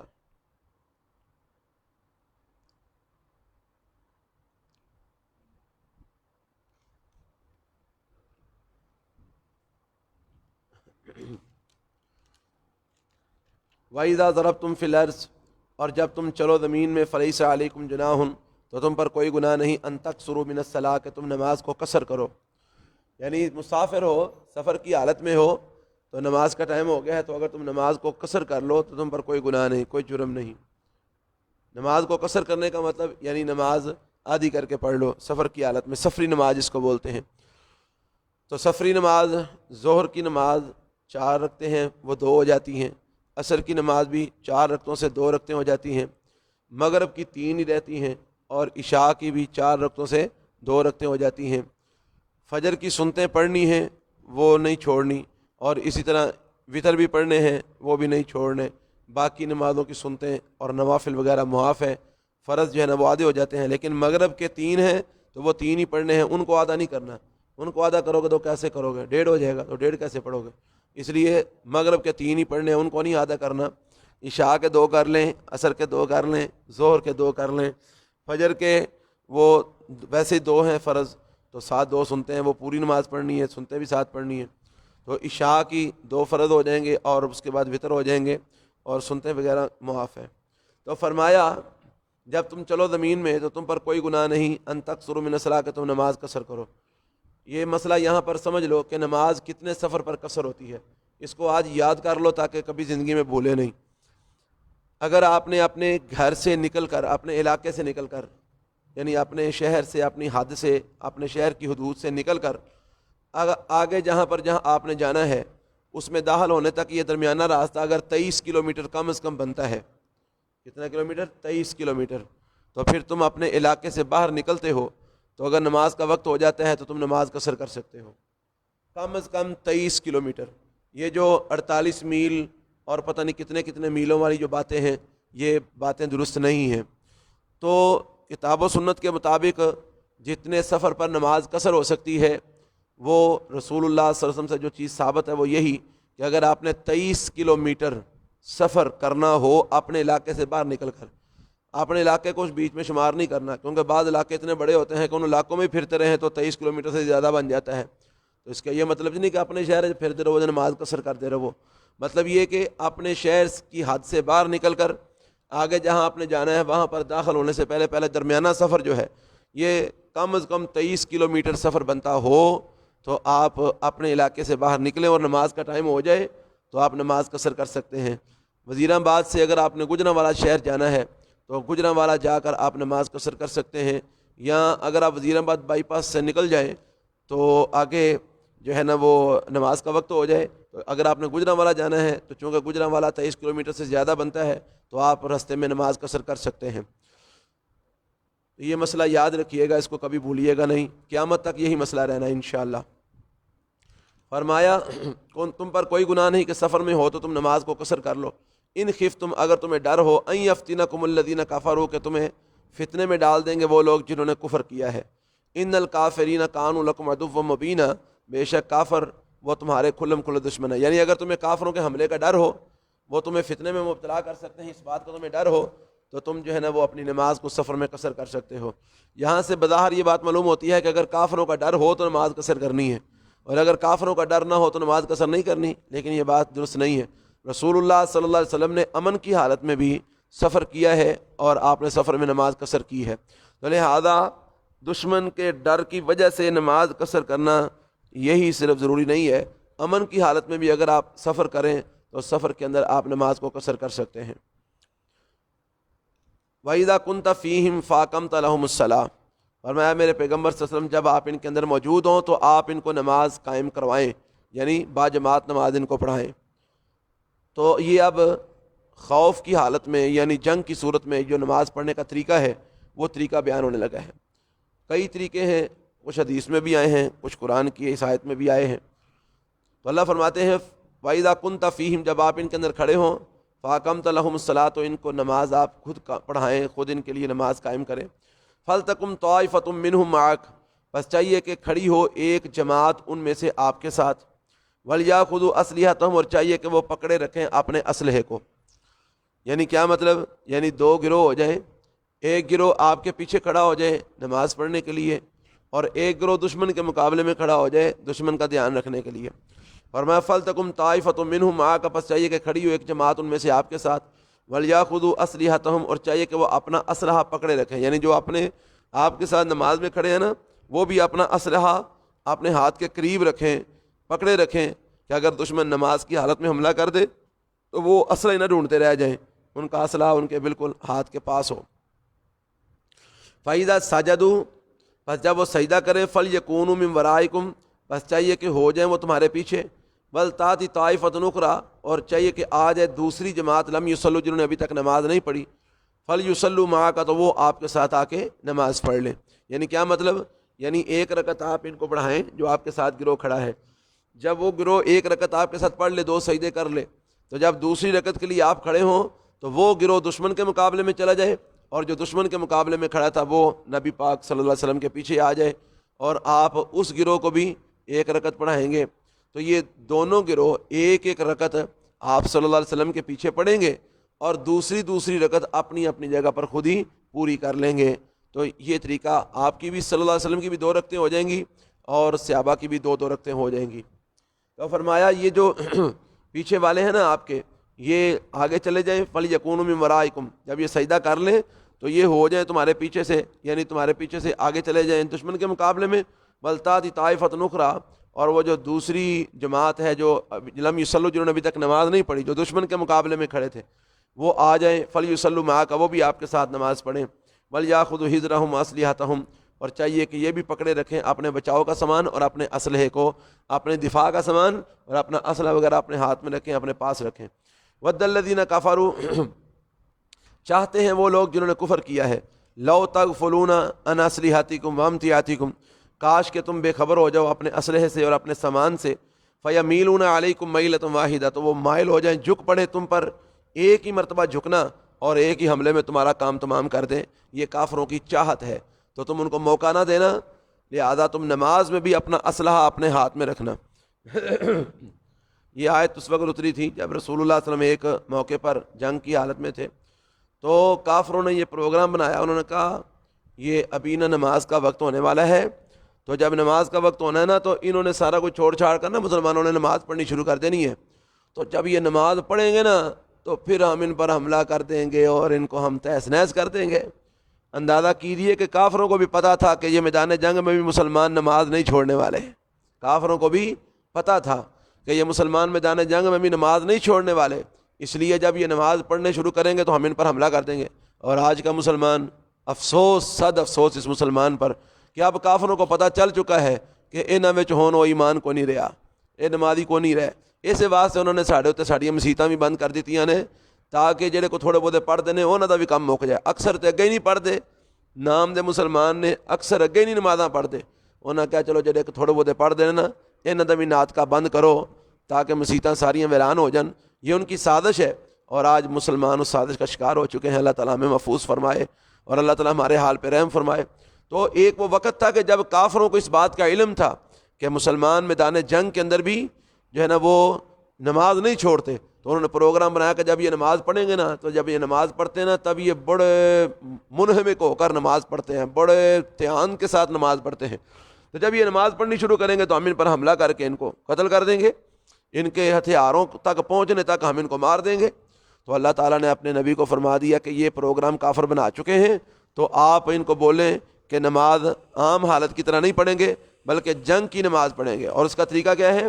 آدھے لوگ ہو جائیں، آدھے نماز پڑھیں، آدھے دشمن کے مقابلے میں رہیں، اور وہ ایک رکعت پڑھ کے دشمن کے مقابلے میں چلے جائیں، تو دشمن کے مقابلے میں ہے وہ آپ کے پیچھے آ جائیں. اس طرح دشمن کا بھی دھیان رہے گا اور نماز بھی پڑھی جائے گی. اور نماز کی حالت میں بھی اسلحہ اپنے ہاتھ میں رکھنا ہے، اسلحہ اپنے ہاتھ میں رکھنا ہے تاکہ اگر حملہ کر دیں تو نماز دے وچ ہی شروع ہو جاؤ، انہاں دی توڑاں وڈنیاں بالکل معاف نہیں کرنا انہوں نے. تو اللہ فرماتے ہیں وہ چاہتے ہیں کافر کاش کہ تم بے خبر ہو جاؤ، غافل ہو جاؤ اپنے اسلحے سے اور اپنے سامان سے. فَيَمِيلُونَ عَلَيْكُمْ مَيْلَةً وَاحِدَةً، پس وہ جھک پڑے تم پر ایک ہی مرتبہ جھکنا، حملہ آور ہو جائیں تم پر ایک ہی مرتبہ حملہ آور ہو جانا. وَلَا جُنَاحَ عَلَيْكُمْ، اور تم پر کوئی گناہ نہیں، ان کان بکم اذی من مطر، کہ اگر تم کو کوئی بارش وغیرہ کی تکلیف پہنچے، او کنتم مرضی، یا تم بیمار ہو جاؤ، ان تضعوا اسلحتکم، کہ تم اپنے اسلحے کو رکھ دو. کیا مطلب؟ یعنی اگر بارش آ گئی ہے تو تم اسلحہ اپنے ہاتھ میں نہیں رکھ سکتے، تو تم اسلحے کو سائڈ پہ رکھ دو بارش سے بچنے کے لیے. یا تم بیمار ہو گئے ہو تو بھاری اسلحہ اٹھا نہیں سکتے تو تم سائڈ پہ رکھ دو، تو اس میں کوئی حرج نہیں ہے. لیکن اسلحہ سائڈ پہ رکھ دو، لیکن وَخُذُوا حِذْرَکُمْ، اپنے دفاع کا سامان اپنے ہاتھ میں رکھو. یعنی کوئی چھوٹا موٹا اسلحہ اپنے ہاتھ میں رکھو تاکہ اگر حملہ ہوئے تو کم از کم اپنا دفاع تو کر سکو، یہ نہ ہو کہ دفاع سے بھی جاتے رہو. اس لیے بھاری اسلحہ اگر سائڈ پہ رکھنا ہے بارش کی وجہ سے یا بیماری کی وجہ سے تو رکھ دو، کوئی حرج نہیں. لیکن دفاع کا جو سامان ہے نا، کوئی چھوٹا موٹا اسلحہ، وہ اپنے ہاتھ میں رکھو تاکہ دشمن اگر حملہ کر دے تو تم اس کو سبق سکھا سکو. ان اللہ اعد للکافرین عذاب مہین، بے شک اللہ تعالیٰ نے تیار کیا ہے کافروں کے لیے عذاب رسوا کرنے والا. فَإِذَا قَضَيْتُمُ الصَّلَاةَ، پس جب تم نماز پوری کر چکو، فَاذْكُرُوا اللَّهَ، پھر اللہ تعالیٰ کو یاد کرو قیاماً کھڑے ہو کر، وقعوداً اور بیٹھ کر، وعلیٰ جنوبکم اور اپنے پہلوؤں کے بل. کیا مطلب؟ یعنی یہ اس وقت کی بات ہے جب ابھی جنگ شروع نہیں ہوئی، تو نماز تم نے اس طریقے سے پڑھ لی ہے، اور نماز پڑھنے کے بعد اب تم اللہ کا ذکر کرو، کھڑے ہو کر بھی اللہ کا ذکر کرو، بیٹھ کر بھی اللہ کا ذکر کرو، لیٹ کر بھی اللہ کا ذکر کرو. فَإِذَا اطْمَأْنَنْتُمْ، پھر جب تم اطمینان میں ہو جاؤ، سکون میں ہو جاؤ، امن میں ہو جاؤ، یعنی جنگ کا معاملہ ختم ہو گیا ہے، خوف ختم ہو گیا ہے، فَأَقِیمُوا الصَّلَاةَ، تو اب نماز کو قائم کرو. اب نماز کو قائم کرو. قائم کرنے کا مطلب کیا؟ یعنی اسی طریقے سے جس طرح پہلے تم سنت کے مطابق نماز پڑھتے تھے، اسی طریقے سے اب تم باقاعدہ اسی طرح صف بندی کر کے باقاعدہ اہتمام کے ساتھ، اطمینان کے ساتھ نماز کو جو ہے نا وہ ادا کرو ایک امام کے پیچھے. فَأَقِیمُوا الصَّلَاةَ، بس جب تم اطمینان میں ہو جاؤ تو اب تم نماز کو قائم کرو. ان الصلاۃ کانت علی المؤمنین کتابا موقوتا، بے شک نماز مومنوں کے اوپر فرض کی گئی ہے وقت مقررہ پر، لہذا اس کو وقت مقررہ پر ادا کرو. جان بوجھ کر بغیر کسی عذر کے لیٹ کر کے نماز پڑھنا یہ قرآن کے حکم کے خلاف ہے. ولا تہنوا فی ابتغاء القوم، اور نہ تم سستی کرو قوم کا پیچھا کرنے میں. کیا مطلب؟ یعنی دشمن کا پیچھا کرنے میں سستی نہ کرو، ہمت نہ ہارو کہ تم اپنے دشمن قوم کا پیچھا کرو، اس بات سے تم ہمت نہ ہارو. دشمن کا تعاقب میں کمزوری مت دکھاؤ، بلکہ ان کے خلاف بھرپور جیت و جہد کرو اور گھات لگا کر بیٹھو. ولا تہنوا فی ابتغاء القوم، اور نہ تم سستی کرو قوم کے پیچھا کرنے میں. ان تکونوا تعلمون، اگر تم تعلمون، اگر تم تکلیف محسوس کرتے ہو، فإنہم یعلمون، بس بے شک وہ بھی تکلیف محسوس کرتے ہیں، کما تعلمون، جس طرح تم تکلیف محسوس کرتے ہو. یعنی اگر تم زخمی ہو تو وہ کافر بھی تو زخمی ہے جس طرح تم زخمی ہو، تو وہ زخمی ہونے کے باوجود تمہیں نقصان پہنچانے سے کمی نہیں کرتے، اور تم زخمی ہو کر سستی اختیار کر جاتے ہو، پریشان ہو جاتے ہو، چپ کر کے بیٹھ جاتے ہو. تو ایسا کام نہ کیا کرو. ان تکونوا تعلمون، اگر تم تکلیف محسوس کرتے ہو، فإنہم یعلمون، پس بے شک وہ بھی تکلیف محسوس کرتے ہیں، کما تعلمون، جس طرح تم تکلیف محسوس کرتے ہو. لیکن وہ تو آرام سے نہیں بیٹھے اور تم آرام سے بیٹھ گئے ہو. وَتَرْجُونَ مِنَ اللَّهِ مَا لَا يَرْجُونَ، لیکن تمہارا وعدہ ہے وہ کیا کہ تم اللہ سے وہ امید رکھتے ہو جو وہ امید نہیں رکھتے. یعنی تکلیف وہ بھی محسوس کرتے ہیں، تکلیف تم بھی محسوس کرتے ہو، لیکن تم اللہ سے وہ امید رکھتے ہو جو وہ امید نہیں رکھتے. تم کیا امید رکھتے ہو؟ تمہارے زخموں پر اللہ نے تمہیں اجر دینا ہے، تمہارے خون کے ایک ایک قطرے پر تمہیں اس کا اجر ملنا ہے، اور پھر اگر تم شہید ہو جائے تو تمہیں جنت ملنی ہے. تو کافروں کو نہ اجر ملنا ہے نہ جنت ملنی ہے. تو اس لیے تم تو اللہ سے وہ امید رکھتے ہو جو وہ امید نہیں رکھتے، تو پھر تم اتنی سستی کا مظاہرہ کیوں کرتے ہو؟ سستی نہ کرو. وَقَانَ اللَّهُ عَلِيمًا حَكِيمًا، اور ہے اللہ جاننے والا، حکمت والا. اِنَّا أَنزَلْنَا إِلَيْكَ الْكِتَابَ بِالْحَقِّ، بے شک ہم نے اتارا ہے آپ کی طرف کتاب کو حق کے ساتھ. لِتَحْكُمَ بَيْنَ النَّاسِ، تاکہ آپ فیصلہ کریں لوگوں کے درمیان، بما، اس چیز کے ساتھ، اراک اللہ، جو اللہ تعالیٰ نے آپ کو سکھایا ہے. جو چیز اللہ نے آپ کو سکھائی ہے نا، آپ اس چیز کے ذریعے لوگوں کے درمیان جو ہے نا وہ فیصلہ کریں کتاب اللہ کے ساتھ. بے شک ہم نے اتاری ہے آپ کی طرف کتاب حق کے ساتھ، تاکہ آپ اللہ کے بتائے ہوئے طریقے کے مطابق لوگوں کے درمیان فیصلہ کریں. وَلَا تَكُن لِّلْخَائِنِينَ خَصِيمًا، اور نہ آپ ہو جائیں خیانت کرنے والوں کے لیے جھگڑا کرنے والے، یعنی ایسے لوگوں کے حمایتی نہ بن جائیں جو خیانت کرنے والے ہیں. خیانت کرنے والوں کا حمایتی نہیں بننا. ولا تکن للخائنین خصیما، اور نہ آپ ہو جائیں خیانت کرنے والوں کے لیے جھگڑا کرنے والے، یعنی ان کی حمایت کرنے والے نہ بن جائیں.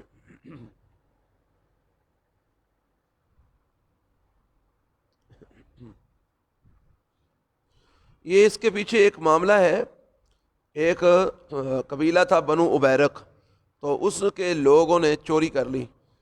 تو چوری کر کے انہوں نے ڈال دی یہودی کے اوپر، اور وہ چرب زبان بڑے تھے، یعنی ان کو باتیں بڑی بنانی آتی تھیں. تو انہوں نے ایسی ایسی باتیں بنا کر یہودی کو چور ثابت کرنے کی کوشش کی کہ رسول اللہ صلی اللہ علیہ وسلم کو بھی بات سمجھ نہ آ سکی اس حوالے سے، اور آپ نے بھی یہی سمجھا کہ شاید یہودی ہی چور ہے. تو ان کی باتوں میں آ کر رسول اللہ صلی اللہ علیہ وسلم بنو بیرق کی حمایت کر رہے تھے اور یہودیوں کے خلاف آپ فیصلہ کرنا چاہتے تھے. تو اللہ تعالیٰ نے اس موقع پر یہ آیت نازل فرما کے آپ کو خبردار کیا کہ یہ جو آپ جن کی حمایت کر رہے ہیں نا، اصل میں یہ چور ہیں. تو یہ باتیں بنانا جانتے ہیں، تو انہوں نے باتیں بنا کر آپ کو مطمئن کرنے کی کوشش کی ہے. اس لیے آپ جو ہے نا وہ خیانت کرنے والوں کا حمایتی نہ بنیں. یہ جھوٹ بول رہے ہیں، چور یہ خود ہیں، اور یہ جو ہے نا وہ اپنی چرب زبانی کی وجہ سے اگلے کو چور ثابت کرنے پر تلے ہوئے ہیں. تو آپ ان کی باتوں میں نہ آئیں، ان کے حمایتی نہ بنیں، یہ لوگ خود چور ہیں. تو یہ معاملہ تھا. تو یہاں سے ایک بات اور بھی معلوم ہوئی کہ رسول اللہ صلی اللہ علیہ وسلم کو جب تک اللہ تعالیٰ رہنمائی نہ کرے، آپ کسی کے دل کا حال نہیں جانتے. آپ اگلے بندے کے دل کا حال نہیں جانتے جب تک اللہ تعالیٰ آپ کی رہنمائی نہ فرمائے. تو وہی بات آ گئی پھر جو ہم نے پہلے بھی کی ہے کہ علم غیب صرف اللہ کی ذات کو ہے، اللہ کے علاوہ کسی کو علم غیب نہیں ہے. تو نبی صلی اللہ علیہ وسلم بھی اسی وقت کسی دوسرے معاملات سے آگاہ ہو سکتے تھے، غیب کی باتوں سے اسی وقت حالات سے آپ آگاہ ہو سکتے تھے جب اللہ آپ کو بتاتا تھا. جب تک اللہ تعالیٰ آپ کو نہیں بتاتا تھا اس وقت تک آپ کو علم غیب نہیں ہوتا تھا، یا آپ کو کسی دوسرے کے حالات کا علم نہیں ہوتا تھا. تو اس لیے یہ عقیدے کی بات ہے، اس کو سمجھنا چاہیے. کہیں ایسا نہ ہو کہ عقیدے میں خرابی کی وجہ سے ہمارے اعمال برباد ہو جائیں. تو اللہ تعالیٰ نے اپنے پیغمبر صلی اللہ علیہ وسلم کو فرمایا کہ یہ آپ جن کی حمایت کر رہے ہیں نا، جن کے بارے میں آپ سمجھ رہے ہیں کہ یہ جو ہے نا وہ چور نہیں ہے، اصل میں یہی چور ہیں، لیکن یہ چرب زبان بڑے ہیں، اس لیے انہوں نے اپنی چرب زبانی کی وجہ سے آپ کو مطمئن کرنے کا پروگرام بنایا اور آپ کو مطمئن کر رہے ہیں، اور آپ یہ سمجھ رہے ہیں کہ شاید یہودی چور ہے. نہیں، یہ لوگ چور ہیں، تو آپ ان کی حمایت نہ کریں. ولا تکن للخائنین خصیما، اور نہ آپ ہو جائیں خیانت کرنے والوں کے لیے حمایت کرنے والے، جھگڑا کرنے والے. واستغفر اللہ، اور اللہ تعالیٰ سے بخشش مانگیے. یعنی آپ سے یہ جو معاملہ لا علمی کے اندر جو ہوا ہے کہ آپ جو ہے نا وہ خیانت کرنے والوں کے حمایتی جو بن رہے تھے، لا علمی کی بنا پر آپ سے جو معاملہ ہوا ہے، آپ اس معاملے میں اللہ تعالیٰ سے استغفار کیجئے.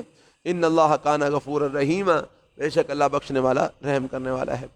ولا تجادل عن الذین یختانون انفسہم، اور آپ نہ جھگڑا کیجیے ان لوگوں کے بارے میں یختانون انفسہم جو اپنے جانوں سے خود ہی خیانت کرتے ہیں. یعنی جو اپنی جانوں کے بارے میں خود ہی خیانت کرنے والے ہیں، آپ ان کے جو ہے نا وہ حق میں جھگڑا نہ کریں، آپ ان کے لیے نہ جھگڑیں. ولا تجادل عن الذین، اور نہ آپ جھگڑیں ان لوگوں کی طرف سے یختانون انفسہم جو اپنی جانوں سے خود ہی خیانت کرتے ہیں. ان اللہ لا یحب من کان خوانا نسیما، بے شک اللہ تعالیٰ نہیں محبت کرتا ان سے جو خیانت کرنے والے گناہ گار ہیں. یستخفون من الناس، وہ اپنی چرب زبانی کی وجہ سے یا اپنے باتوں کو ملمہ ساز بنا کر لوگوں سے تو چھپ سکتے ہیں، ولا یستخفون من اللہ، اور لیکن وہ اللہ تعالیٰ سے نہیں چھپ سکتے. وہ لوگوں سے تو چھپ سکتے ہیں، اللہ تعالیٰ سے نہیں چھپ سکتے. وہو معہم، اور اللہ تعالیٰ تو ان کے ساتھ ہے. یعنی ہر وقت ہر لمحہ اللہ اپنے علم اور قدرت کے ساتھ ان کے ساتھ ہے، تو اس لیے وہ اللہ سے نہیں چھپ سکتے، وہ لوگوں سے تو چھپ سکتے ہیں. وہو معہم، اور اللہ تعالیٰ ان کے ساتھ ہوتا ہے. اذ یبیتون ما لا یرضی من القول، جب وہ رات کے وقت باتیں کر رہے ہوتے ہیں، مشورے کر رہے ہوتے ہیں اس چیز کے جس کو وہ پسند نہیں کرتے، جس کو اللہ تعالیٰ پسند نہیں کرتا، من القولی بات سے. یعنی اللہ تعالیٰ کی ناپسندیدہ باتوں کے معاملات میں جب وہ راتوں کو مشورے کر رہے ہوتے ہیں تو اس وقت اللہ تعالیٰ ان کے پاس ہوتا ہے. اپنے علم اور قدرت کے اعتبار سے اللہ تعالیٰ ان کے پاس ہوتا ہے. کب؟ اذ یبیتون، جب وہ راتوں کو مشورے کر رہے ہوتے ہیں، ما اس چیز کے، لا یرضی من القول، جس چیز کو اللہ تعالیٰ باتوں میں سے پسند نہیں کرتا. جن باتوں کو اللہ پسند نہیں کرتا، جب وہ ان باتوں کے والے سے راتوں کو مشورے کر رہے ہوتے ہیں نا تو اللہ تعالیٰ اس وقت ان کے ساتھ ہوتا ہے۔ تو یہ میں نے بتا دیا ہوا ہے کہ اللہ تعالیٰ کی معیت کس اعتبار سے ہے؟ اللہ کی قدرت کے اعتبار سے، اللہ تعالیٰ کی صفات کے اعتبار سے، ذات کے اعتبار سے نہیں۔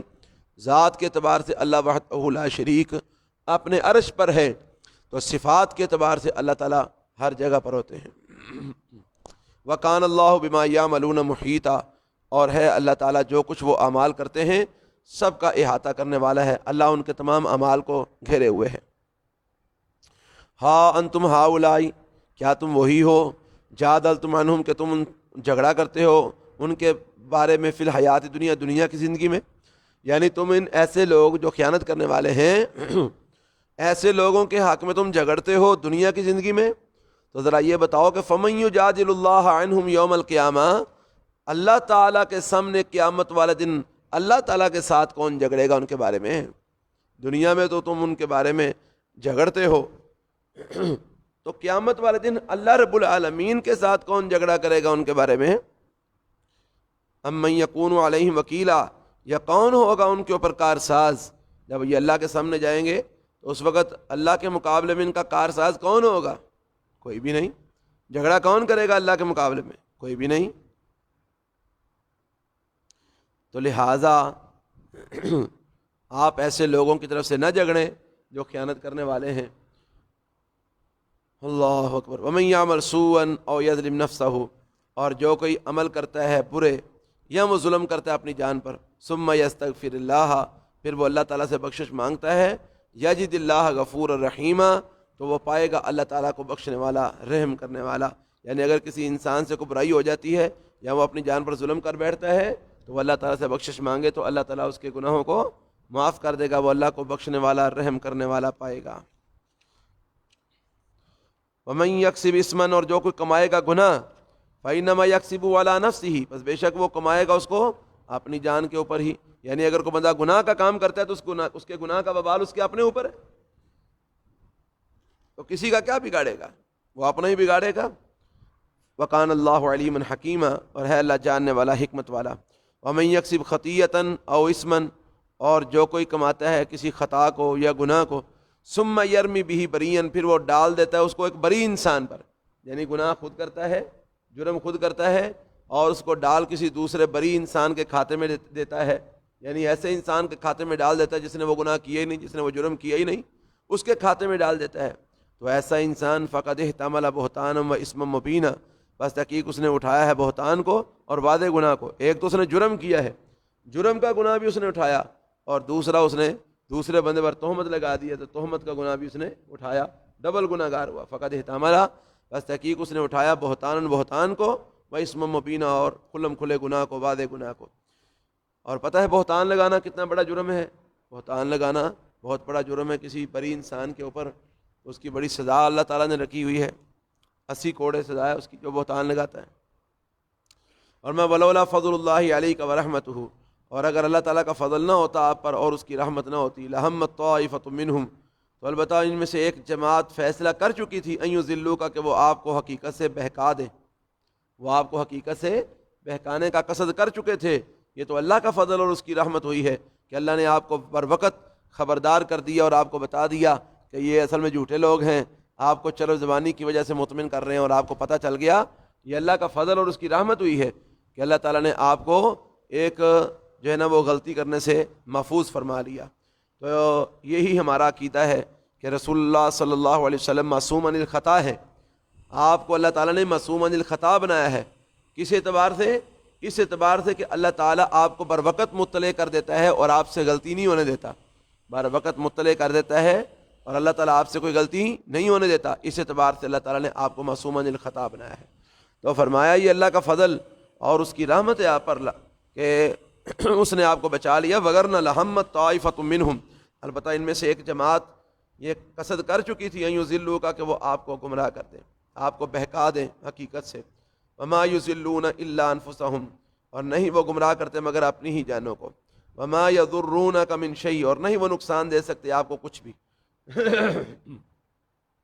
یہ نہ تو آپ کو نقصان دے سکتے ہیں کچھ بھی اور نہ ہی آپ کو گمراہ کر سکتے ہیں، یہ اپنے آپ کو گمراہ کرتے ہیں۔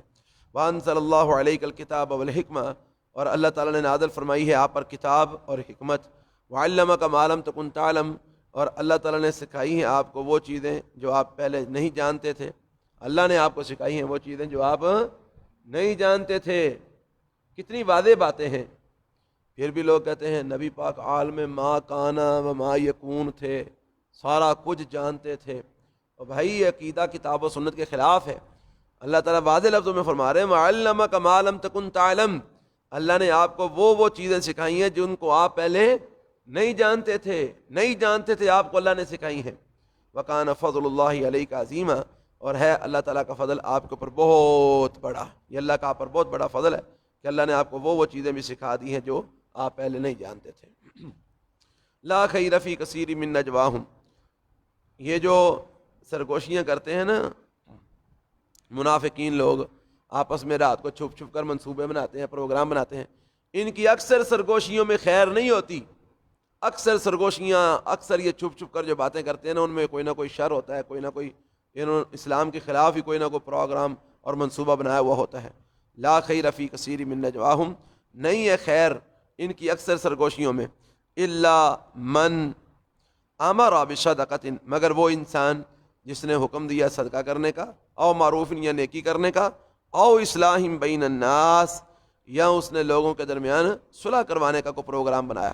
یعنی اگر کوئی سرگوشی اس لیے کرتا ہے، چھپ کر باتیں اس لیے کرتا ہے کہ اس کا صدقہ کرنے کا کوئی پروگرام ہے، یا اس کا نیکی کرنے کا کوئی پروگرام ہے، یا وہ لوگوں کے درمیان کو صلح وغیرہ کروانا چاہتا ہے، ایسا کوئی پروگرام ہے، تو اس مقصد کے لیے اگر وہ چھپ کر پروگرام کوئی بناتا ہے تو اس سرگوشی میں خیر ہے۔ لیکن یہ منافقین جو سرگوشیاں کرتے ہیں، ان کی سرگوشیوں میں اکثر میں خیر نہیں ہے، بلکہ یہ کوئی نہ کوئی غلط پروگرام اور غلط پروپیگنڈا اور غلط منصوبہ بنانے کے لیے ہی سرگوشیاں کر رہے ہوتے ہیں۔ وَمَن يَفْعَلْ ذَلِكَ ابْتِغَاءَ مَرْضَاتِ اللَّهِ، اور جو کہ کرتا ہے یہ کام اللہ کی رضا کو تلاش کرنے کے لیے۔ کون سے کام؟ یعنی صلح کروانے کا کام، نیکی کرنے کا کام، یا کوئی صدقہ و خیرات کرنے کا کام۔ اگر کوئی انسان اللہ کی رضا کے لیے ایسا کام کرتا ہے فَسَوْفَ نُؤْتِيهِ أَجْرًا عَظِيمًا، تو ان قریب ہم دیں گے اس کو اپنے پاس سے اجر بہت بڑا، عظیم اجر سے ہم اس کو نوازیں گے جو اللہ کی رضا کے لیے یہ عمل کرتا ہے۔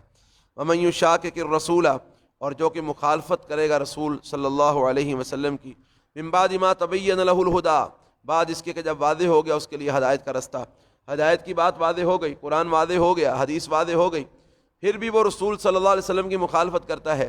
وَيَتَّبِعْ غَيْرَ سَبِيلِ الْمُؤْمِنِينَ، اور ایمان والوں کی راہ کو چھوڑ کر غیر ایمان والوں کی راہ کو چلتا ہے۔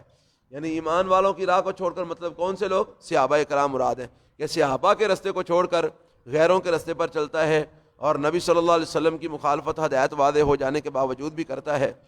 فرمایا نُوَلِّهِ مَا تَوَلَّىٰ، ایسے لوگوں کو ہم پھیر دیتے ہیں جس طرح وہ پھرنا چاہتا ہے، یعنی جس طرح وہ منہ کرتا ہے ہم اسی طرف اس کو پھیر دیتے ہیں، ٹھیک ہے موجاں کر۔ وَنُصْلِهِ جہنم، یعنی اس کی رسی ہم دراز کر دیتے ہیں، اس کی رسی ڈھیلی کر دیتے ہیں، ٹھیک ہے کر لے جڑی جڑی مخالفت کرنی ہے۔ وَنُصْلِهِ جہنم، اور آخر کار ہم اس کو داخل کریں گے جہنم میں۔ یعنی دنیا میں جو رسول صلی اللہ علیہ وسلم کی مخالفت کرتا ہے، ہم ایسے انسان کو کیا کرتے ہیں؟ ہم ایسے انسان کی رسی ڈھیلی کر دیتے ہیں، اور اس کو کہتے ہیں ٹھیک ہے جہاں تک ہو سکتا ہے مخالفت کر لے، مخالفت جو تیرا دل کرتا ہے کر لے، لیکن آخر کار پھر ہم کیا کرتے ہیں؟ اس کو نصلہ جہنم، ہم اس کو جہنم میں داخل کریں گے۔ وساءت مسیرا، اور وہ بہت برا ٹھکانہ ہے۔ تو یہاں سے یہ بات کتنی واضح ہو رہی ہے، کلیئر کٹ ہے یہ بات، کہ جو رسول اللہ صلی اللہ علیہ وسلم کی مخالفت کرے گا ہدایت کا رستہ واضح ہو جانے کے باوجود بھی اس کا ٹھکانہ کیا ہے؟ جہنم ہے۔ تو آج کتنے نام نہاد مسلمان ہیں جن کے سامنے قرآن کی آیات واضح ہیں، جن کے سامنے رسول اللہ صلی اللہ علیہ وسلم کی احادیث واضح ہیں، لیکن وہ پھر بھی اپنے دل کی بات مانتے ہیں اور رسول صلی اللہ علیہ وسلم کی مخالفت کرتے ہیں۔ اللہ کے رسول کی مخالفت کرنے والے، جان بوجھ کر اللہ کے رسول صلی اللہ علیہ وسلم کے احکامات کے خلاف چلنے والے کتنے ایسے کلمہ گو مسلمان ہیں، اور مخالفت رسول اللہ صلی اللہ علیہ وسلم کی کرتے ہیں اور امید یہ رکھتے ہیں او نہیں جی اساں کلمہ پڑھیا ہے، ہاں بخشے ہی جانا ہے، ساڈا بھی رب ہے وے۔ وہ غلط امیدوں پر بیٹھے ہوئے ہیں۔ جس رب کی وہ بات کرتے ہیں کہ ساڈا بھی رب ہے وے، اس رب نے یہ بات کہی ہے کہ جو میرے رسول کی مخالفت کرے گا میں اس کو جہنم میں داخل کر دوں گا۔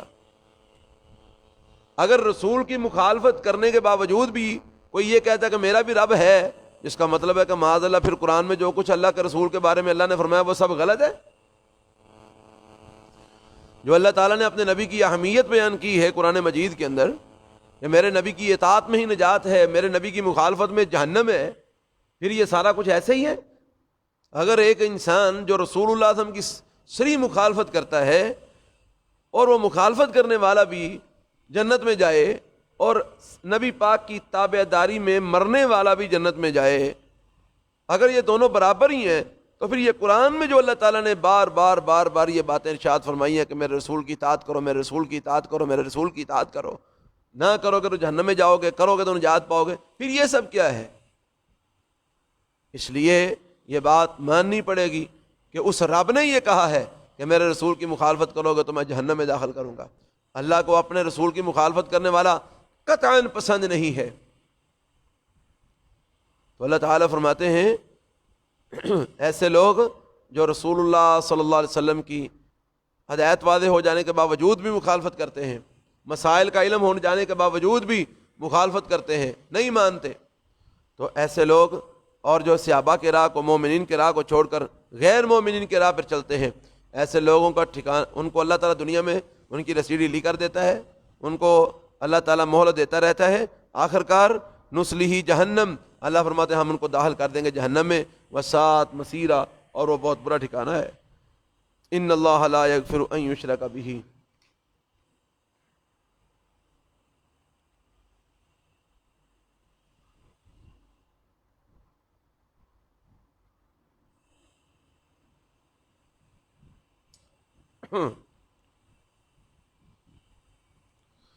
ان اللہ لا یغفر ان یشرک بہ، بے شک اللہ تعالیٰ نہیں معاف کرے گا کہ اس کے ساتھ شرک کیا جائے، ویغفر ما دون ذلک لمن یشاء، وہ معاف کر دے گا جو اس کے علاوہ ہوگا جس کو چاہے گا۔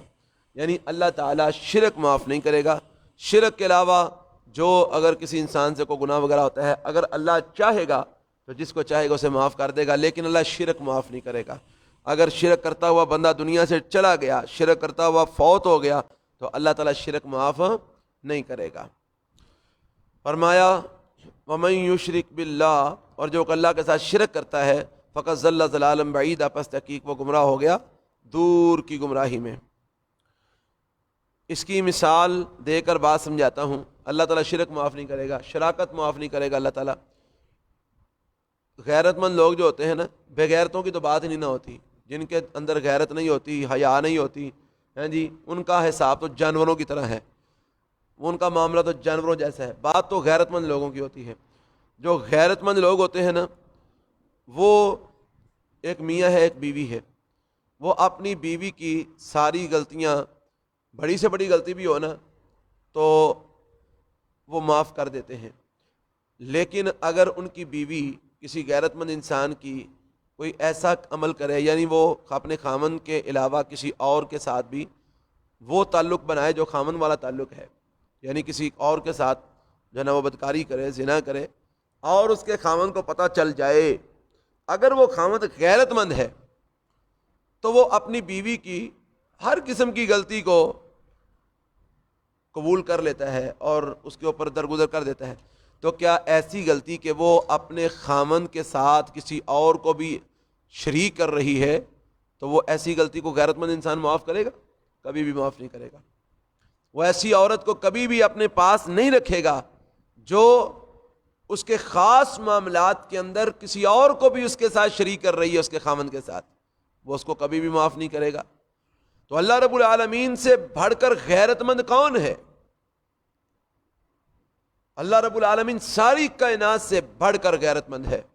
تو ایک خامند جس کی بیوی ہے تو وہ اپنی بیوی کے معاملے میں کسی دوسرے کی شراکت کو برداشت نہیں کرتا، تو اللہ جو ساری کائنات سے بڑھ کر غیرت مند ہے، وہ اپنی عبادت کے معاملے میں کسی دوسرے کی شراکت کو کیسے پسند کرے گا؟ وہ پسند نہیں کرتا۔ اس لیے اللہ تعالیٰ فرماتے ہیں اللہ اور جو گناہ ہوں گے چاہے گا تو معاف کر دے گا، لیکن شرک کو معاف نہیں کرے گا۔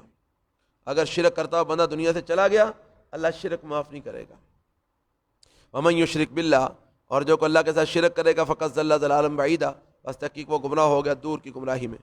ان یدعون من دونہ الا اناسا، نہیں وہ پکارتے اللہ کے علاوہ الا اناسا مگر مؤنثوں کو، عورتوں کو، یعنی اللہ کے علاوہ جن کو انہوں نے معبود بنا رکھا ہے نا، وہ نام زیادہ تر عورتوں والے نام ہیں، لات، منات، جی عورتوں والے نام ہیں، یعنی عورتوں کی پوجا کرتے ہیں یہ مشرک لوگ اللہ کو چھوڑ کر۔ ان یدعون، نہیں وہ پکارتے من دونہ اللہ کے علاوہ الا اناسا مگر عورتوں کو، وَإِن يَدْعُونَ اور نہیں وہ پکارتے الا شیطان مریدا مگر شیطان سرکش کو، یعنی اللہ کے علاوہ جو بندہ کسی اور کو پکارتا ہے وہ اصل میں سرکش شیطان کو پکار رہا ہوتا ہے۔ وہ جو اللہ کے علاوہ کسی اور کو پکارتا ہے وہ حقیقت میں اس کو نہیں پکار رہا ہوتا، بلکہ حقیقت میں کس کو پکار رہا ہوتا ہے؟ سرکش شیطان کو وہ پکار رہا ہوتا ہے۔ وہ آواز کسی اور کو دے رہا ہوتا ہے لیکن وہ آواز جا شیطان کو رہی ہوتی ہے، وہ اصل میں شیطان کی پوجا کر رہا ہوتا ہے جو غیر اللہ کی پوجا کرتا ہے۔ لعنہ اللہ، اللہ نے اس پر لعنت کی ہے، کس پر؟ جو اللہ کے علاوہ اوروں کو پکارتا ہے، اللہ کے علاوہ اوروں سے مدد مانگتا ہے، اللہ کے علاوہ اوروں کو حاجت روائی کے لیے، مشکل کشائی کے لیے پکارتا ہے، ایسے مشرک انسان پر اللہ تعالیٰ نے لعنت فرمائی ہے، لعنت ہے ایسے انسان پر جو اللہ کے علاوہ اوروں کو پکارتا ہے۔ وقال، اور اس شیطان نے یہ کہا تھا، لَأَتَّخِذَنَّ مِنْ عِبَادِكَ، کہ البتہ میں پکڑوں گا تیرے بندوں سے نصیب مفروضہ، حصہ مقرر کیا ہوا، یعنی شیطان نے اللہ تعالیٰ سے یہ ایک حساب کا چیلنج اس نے کیا تھا کہ میں تیرے بندوں سے ایک مقرر حصہ پکڑوں گا اور میں ان کو گمراہ کروں گا۔ تو یہ لوگ جو شیطان کے پوجا کر کے شیطان کی مدد کر رہے ہیں، اللہ کے خلاف چیلنج کو پورا کرنے میں شیطان کی مدد کر رہے ہیں، اللہ تعالیٰ ایسے لوگوں پر لعنت فرماتا ہے۔ وقالا، اور اس نے کہا تھا، لَأَتَّخِذَنَّ، البتہ میں پکڑوں گا من عبادی کا تیرے بندوں سے نصیب مفروضہ، حصہ مقرر کیا ہوا۔ اللہ فرماتے ہیں وَلَا أُضِلَّنَّهُمْ وَلَا أُمَنِّيَنَّهُمْ، وہ شیطان نے کہا تھا کہ اس نے کیا کہا تھا؟ ایک تو اس نے یہ کہا تھا کہ میں تیرے بندوں سے مقرر حصہ پکڑوں گا، اور دوسرا اس نے یہ کہا تھا وَلَا أُضِلَّنَّهُمْ، اور البتہ میں ان کو گمراہ کروں گا، میں تیرے بندوں کو گمراہ کروں گا، وَلَا أُمَنِّيَنَّهُمْ، اور میں ان کو خواہشات دلاؤں گا، یعنی خواہشات کا پیروکار بنا دوں گا، یہ اپنی خواہشات کے پجاری بن جائیں گے، تو تجھے چھوڑ دیں گے، اپنی خواہشات کے پیروکار بن جائیں گے۔ وَلَا آمُرَنَّهُمْ، اور میں ان کو حکم دوں گا، فَلَا يُبَتِّكُنَّ آذَانَ الْأَنْعَامِ، یہ کاٹیں گے جانوروں کے کان۔ یہ کیا کریں گے؟ اپنے جانوروں کے کان کاٹیں گے۔ جانوروں کے کان کاٹیں گے، بھلا کیوں؟ یہ غیر اللہ کے نام پر اپنے جانوروں کے کان کاٹیں گے۔ آج جو مشرک لوگ ہیں جو بکرے، چھترے، مینڈے غیر اللہ کے نام پر دیتے ہیں نا، وہ ان کی نشانی لگاتے ہیں، ان کے کان کاٹ دیتے ہیں، یہ جی جو جن کے کان ہم نے کاٹے ہیں نا، یہ ہمارے فلاں بزرگ کے لیے، یہ ہمارے فلاں حضرت کے لیے، یہ ہمارے فلاں جو ہے نا وہ پیر کے لیے، یہ ہمارے فلاں ولی کے لیے، یہ ہمارے فلاں داتے کے لیے ہیں جی۔ تو وہ جانوروں کے کان کاٹ کر اپنے رب کے علاوہ غیروں کے نام پر دینے کے لیے ان کو نشانیاں لگاتے ہیں۔ تو فرمایا، یہ شیطان نے کہا تھا میں ان کو حکم دوں گا، فَلَا يُبَتِّكُنَّ آذَانَ الْأَنْعَامِ، بس وہ کاٹیں گے جانوروں کے کان، وَلَا آمُرَنَّهُمْ، اور میں ان کو حکم دوں گا، فَلَا يُغَيِّرُنَّ خَلْقَ اللَّهِ، بس وہ اللہ کی تخلیق کو بدل ڈالیں گے، اللہ تعالیٰ کی تخلیق کو بدل ڈالیں گے۔ شیطان نے کہا تھا میں ان کو حکم دوں گا۔ دیکھ لو، اللہ تعالیٰ نے مردوں کے منہ پر فطرتاً داڑھی اگائی ہے، تے اے من من کے بیبیاں بن بن بیندے نے، یہ اللہ تعالیٰ کی تخلیق کو بدلتے ہیں۔ اللہ تعالیٰ نے مرد کے منہ پر داڑھی اگائی ہے، یہ اس کو مونڈ مونڈ کر عورت بن کر بیٹھتا ہے۔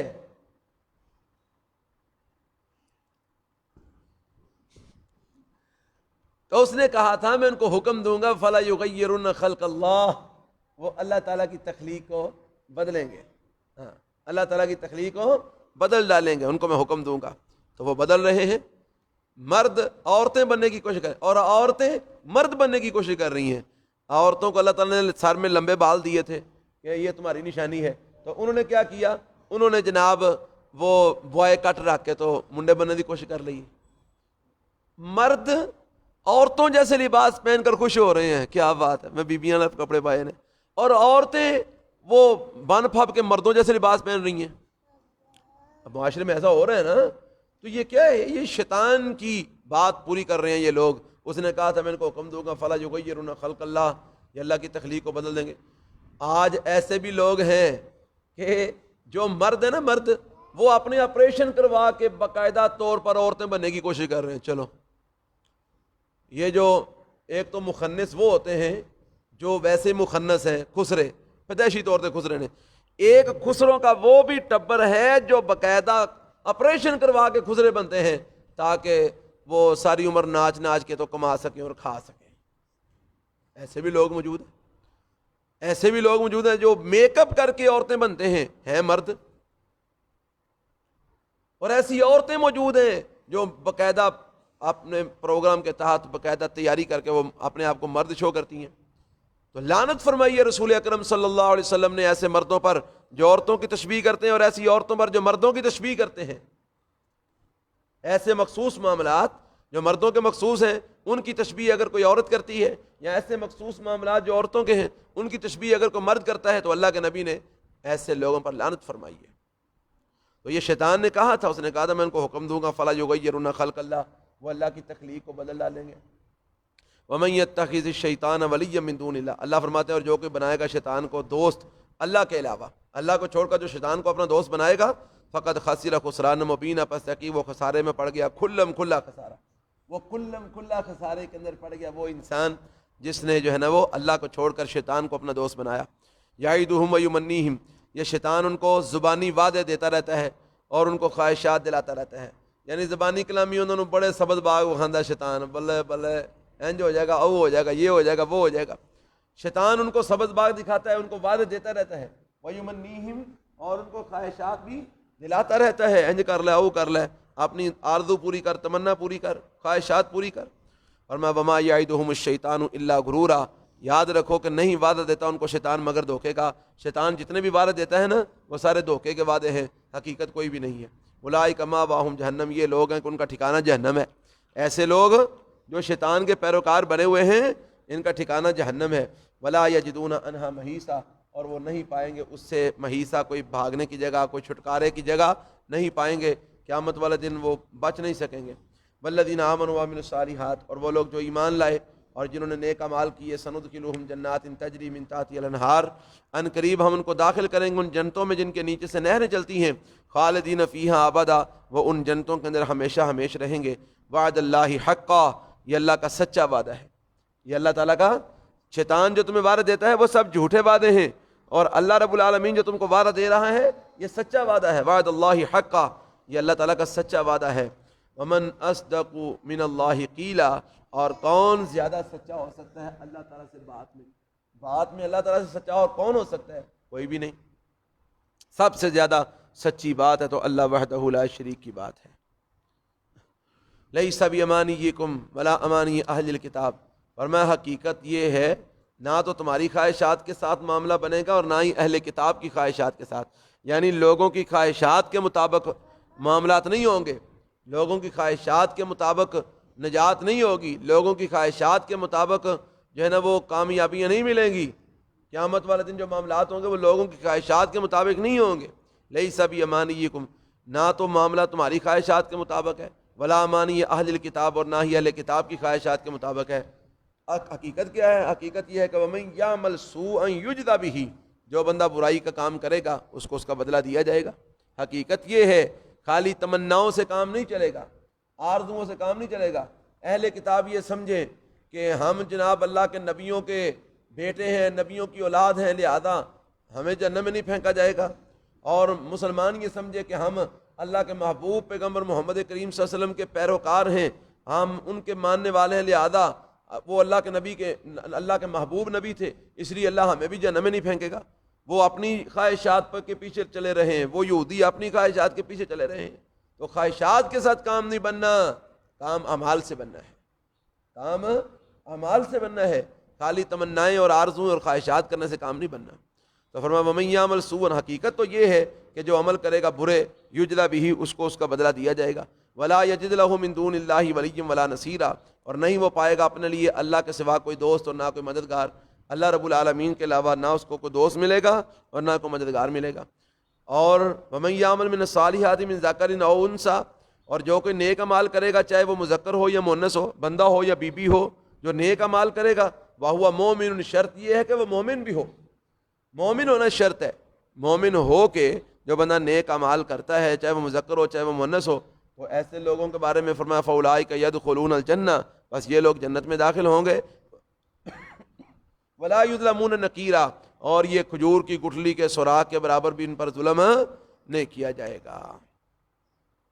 ومن احسن دین ممن اسلم، اور کون زیادہ اچھا ہو سکتا ہے دین کے اعتبار سے، ممن اس شخص سے اسلم وجہہ للہ، جس نے مطیع کر دیا اپنا آپ اللہ کے لیے، وہو محسن، اس حال میں کہ وہ احسان کرنے والا بھی ہو، نیکی کرنے والا بھی ہو۔ اور اس طرح کی ایک آیت پیچھے بھی گزر چکی ہے جہاں پر میں نے بتایا تھا کہ اسلم وجہہ للہ کا معنی کیا ہے کہ وہ خالصتاً اللہ کی رضا کے لیے عمل کرنے والا ہو، اور وہو محسن کا معنی کیا ہے کہ وہ سنت رسول کے مطابق عمل کرنے والا ہو۔ تو کوئی بھی عمل اس وقت تک عمل صالح نہیں ہو سکتا اور قابل قبول نہیں ہو سکتا جب تک اس میں یہ دو شرطیں نہ ہوں، ایک خلوص اور للہیت، اور دوسرا نبی صلی اللہ علیہ وسلم کی سنت کی تابع داری۔ تو فرمایا ومن احسن دین ممن اسلم، اور کون زیادہ اچھا ہے دین کے اعتبار سے، ممن اس شخص سے اسلم وجہہ للہ، جس نے مطیع کر دیا اپنا آپ اللہ کے لیے، وہو محسن، اس حال میں کہ وہ سنت کے مطابق عمل کرنے والا ہو، احسان کرنے والا ہو، واتبع ملت ابراہیم حنیفہ، اور اس نے ملت ابراہیم، ابراہیمی دین کی پیروی کی جو کہ یک طرفہ دین ہے۔ تو ایسے انسان کے دین سے بڑھ کر اچھا کس کا دین ہو سکتا ہے؟ کسی کا بھی نہیں۔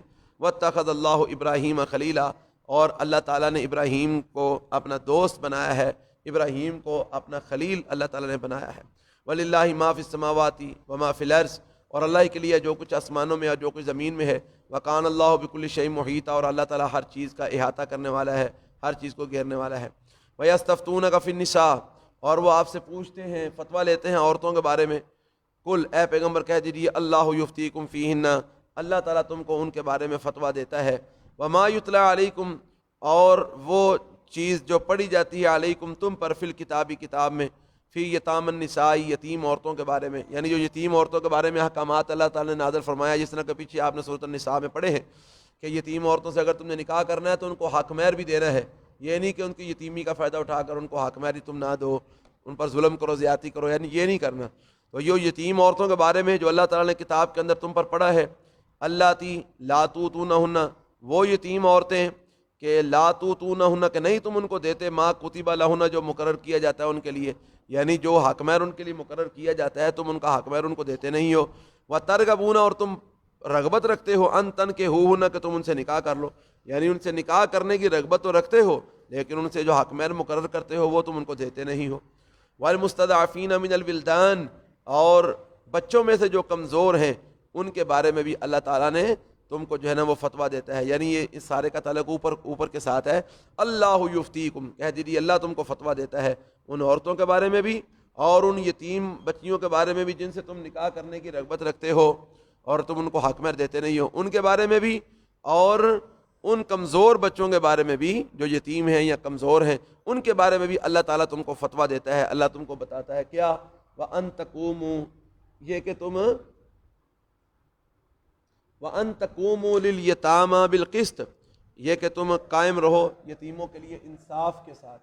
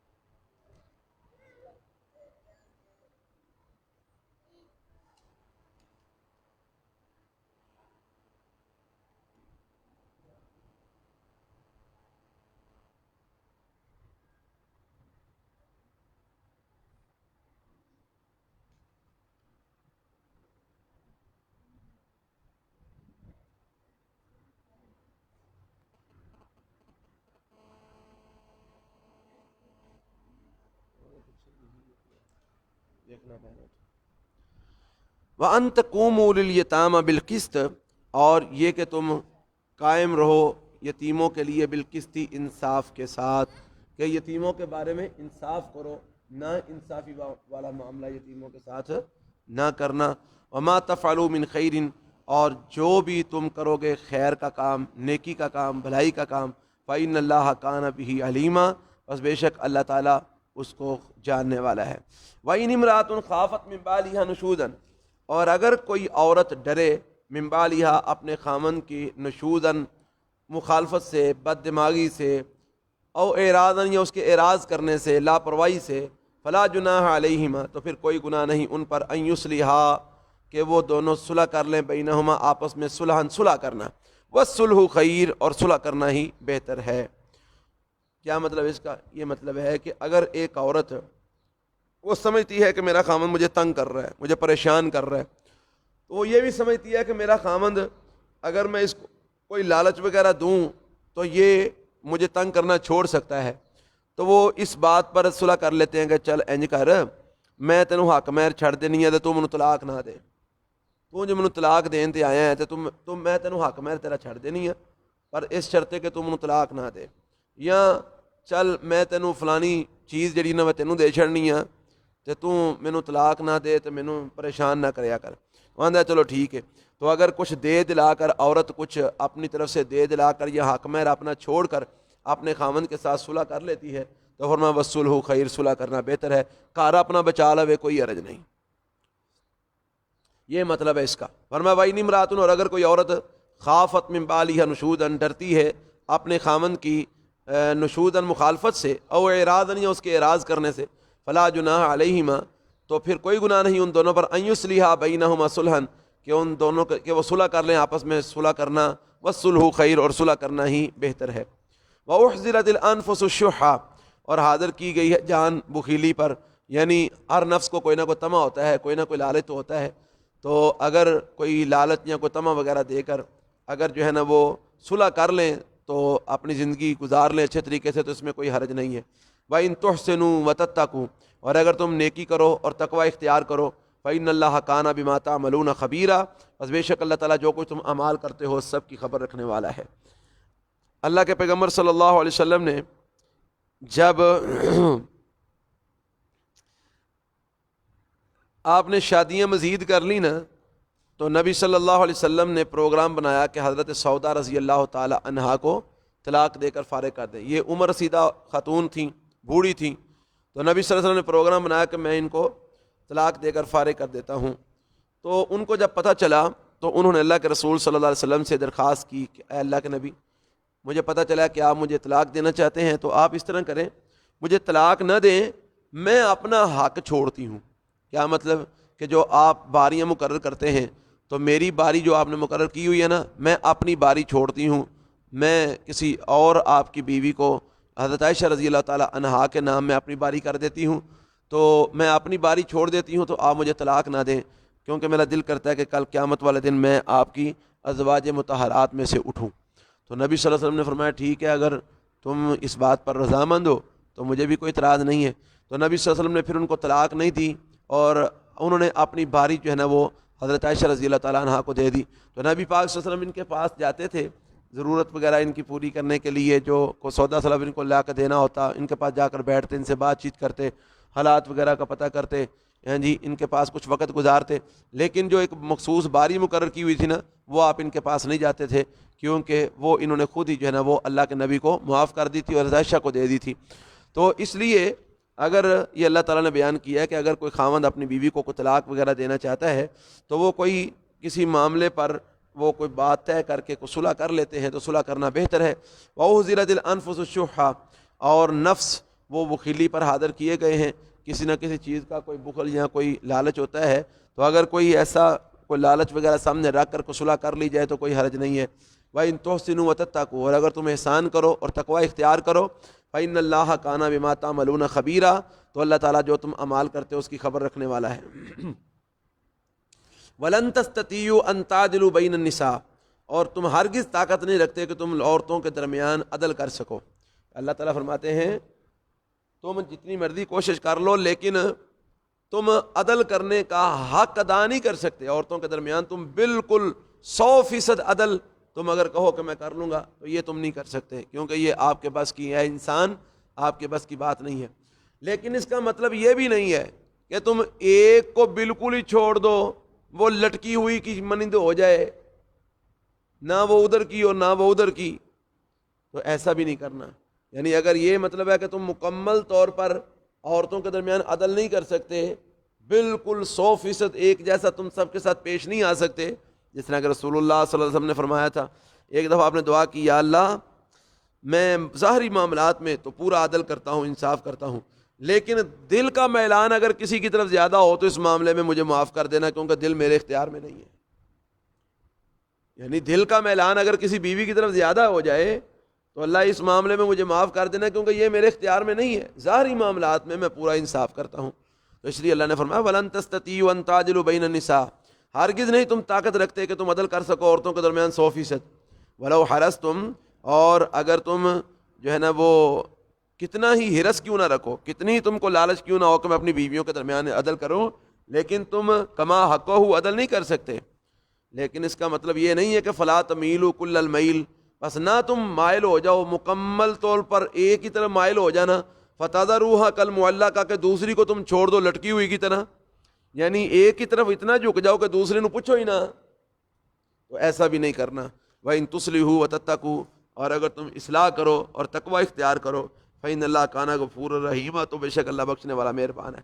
وَإِن يَتَفَرَّقَا يُغْنِ اللَّهُ كُلًّا مِنْ سَعَتِهِ، اور اگر جدا جدا ہو جائیں دونوں میاں بیوی تو اللہ تعالیٰ غنی کر دے گا ہر ایک کو اپنی وسعت سے. کیا مطلب؟ یعنی اگر ان کا آپس میں معاملہ نہیں طے پا رہا، نہیں ان کی رائے آ رہی، تو وہ الگ ہی ہونا چاہتے ہیں، تو اگر الگ ہو جاتے ہیں تو کوئی بات نہیں، اللہ اپنے فضل کے ساتھ دونوں کو جو ہے نا وہ غنی کر دے گا. مرد کو بھی اللہ تعالیٰ کوئی نہ کوئی اور معاملہ، کوئی بیوی دے دے گا، اور بیوی کو اللہ تعالیٰ کوئی اور خاوند جو ہے نا وہ دے دے گا. وَقَانَ اللَّهُ وَاسِعًا حَكِيمًا، اور اللہ تعالیٰ وسعت والا، حکمت والا ہے. وَلِلَّهِ مَا فِي السَّمَاوَاتِ وَمَا فِي الْأَرْضِ، اور اللہ کے لیے جو کچھ آسمانوں میں ہے اور جو کچھ زمین میں ہے، سب کچھ اللہ کے اختیار میں ہے، سب کچھ اللہ کی ملکیت میں ہے. وَلَقَدْ وَصَّيْنَا الَّذِينَ أُوتُوا الْكِتَابَ مِنْ قَبْلِكُمْ، اور البتہ تحقیق ہم نے حکم دیا ان لوگوں کو جن کو دی گئی ہے کتاب من قبلکم، تم سے پہلے، وَإِيَّاكُمْ، اور خاص تمہیں بھی ہم حکم دے رہے ہیں، کیا؟ أَنِ اتَّقُوا اللَّهَ، کہ اللہ سے ڈر جاؤ. ہم نے تم سے پہلے جو اہل کتاب ہیں ان کو بھی یہی حکم دیا تھا، اور اے مسلمانوں تمہیں بھی ہم یہ حکم دے رہے ہیں، أَنِ اتَّقُوا اللَّهَ، کہ اللہ سے ڈر جاؤ. وَإِن تَكْفُرُوا فَإِنَّ لِلَّهِ مَا فِي السَّمَاوَاتِ وَمَا فِي الْأَرْضِ، اور اگر تم کفر کرو گے، اللہ رب العالمین کی ناشکری کرو گے، کفر کرو گے، تو یاد رکھنا فَإِنَّ لِلَّهِ مَا فِي السَّمَاوَاتِ وَمَا فِي الْأَرْضِ، بس بے شک اللہ کے لیے ہے جو کچھ آسمانوں میں ہے، جو کچھ زمین میں ہے. یعنی ہر چیز کا مالک و خالق اللہ ہے، اس کو کسی کی کوئی پرواہ نہیں ہے. وَقَانَ اللَّهُ غَنِيًّا حَمِيدًا، اور ہے اللہ تعالیٰ بے پرواہ، تعریف کیا گیا، اس کو کسی کو کوئی پرواہ نہیں ہے. وَلِلَّهِ مَا فِي السَّمَاوَاتِ وَمَا فِي الْأَرْضِ، اور اللہ ہی کے لیے ہے جو کچھ آسمانوں میں ہے اور جو کچھ زمین میں ہے. وَكَفَى بِاللَّهِ وَكِيلًا، اور کافی ہے اللہ تعالیٰ کارساز. إِن يَشَأْ يُذْهِبْكُمْ، اگر وہ چاہے تو تمہیں لے جائے، ایھا الناس، اے لوگو، وَيَأْتِ بِآخَرِينَ، اور لے آئے دوسروں کو. یعنی اللہ رب العالمین اس بات پر قادر ہے، وہ چاہے تو تمہیں ختم کر دے، تمہاری جگہ پر کوئی دوسری امت لے آئے، کوئی دوسری مخلوق لے آئے. وَكَانَ اللَّهُ عَلَى ذَلِكَ قَدِيرًا، اور ہے اللہ تعالیٰ اس بات پر قادر. مَنْ كَانَ يُرِيدُ ثَوَابَ الدُّنْيَا، جو انسان دنیا کے بدلے کی امید رکھتا ہے، دنیا کا بدلے کا ارادہ رکھتا ہے. مَنْ كَانَ يُرِيدُ ثَوَابَ الدُّنْيا، جو شخص ارادہ رکھتا ہے دنیا کے ثواب کا، دنیا کے بدلے کا، فَعِندَ اللَّهِ ثَوَابُ الدُّنْيَا وَالْآخِرَةِ، تو اللہ کے پاس ہے دنیا کا ثواب بھی اور آخرت کا ثواب بھی، سارے بدلے، سارے ثواب اللہ ہی کے پاس ہے. وَكَانَ اللَّهُ سَمِيعًا بَصِيرًا، اور ہے اللہ تعالیٰ سننے والا، دیکھنے والا.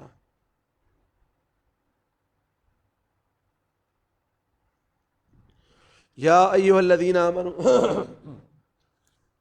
اے ایمان والو، کونوا قوامین بالقسط، ہو جاؤ قائم رہنے والے انصاف کے ساتھ، انصاف پر کھڑے ہونے والے ہو جاؤ، ظلم زیادتی نہ کرو، نا انصافی نہ کرو.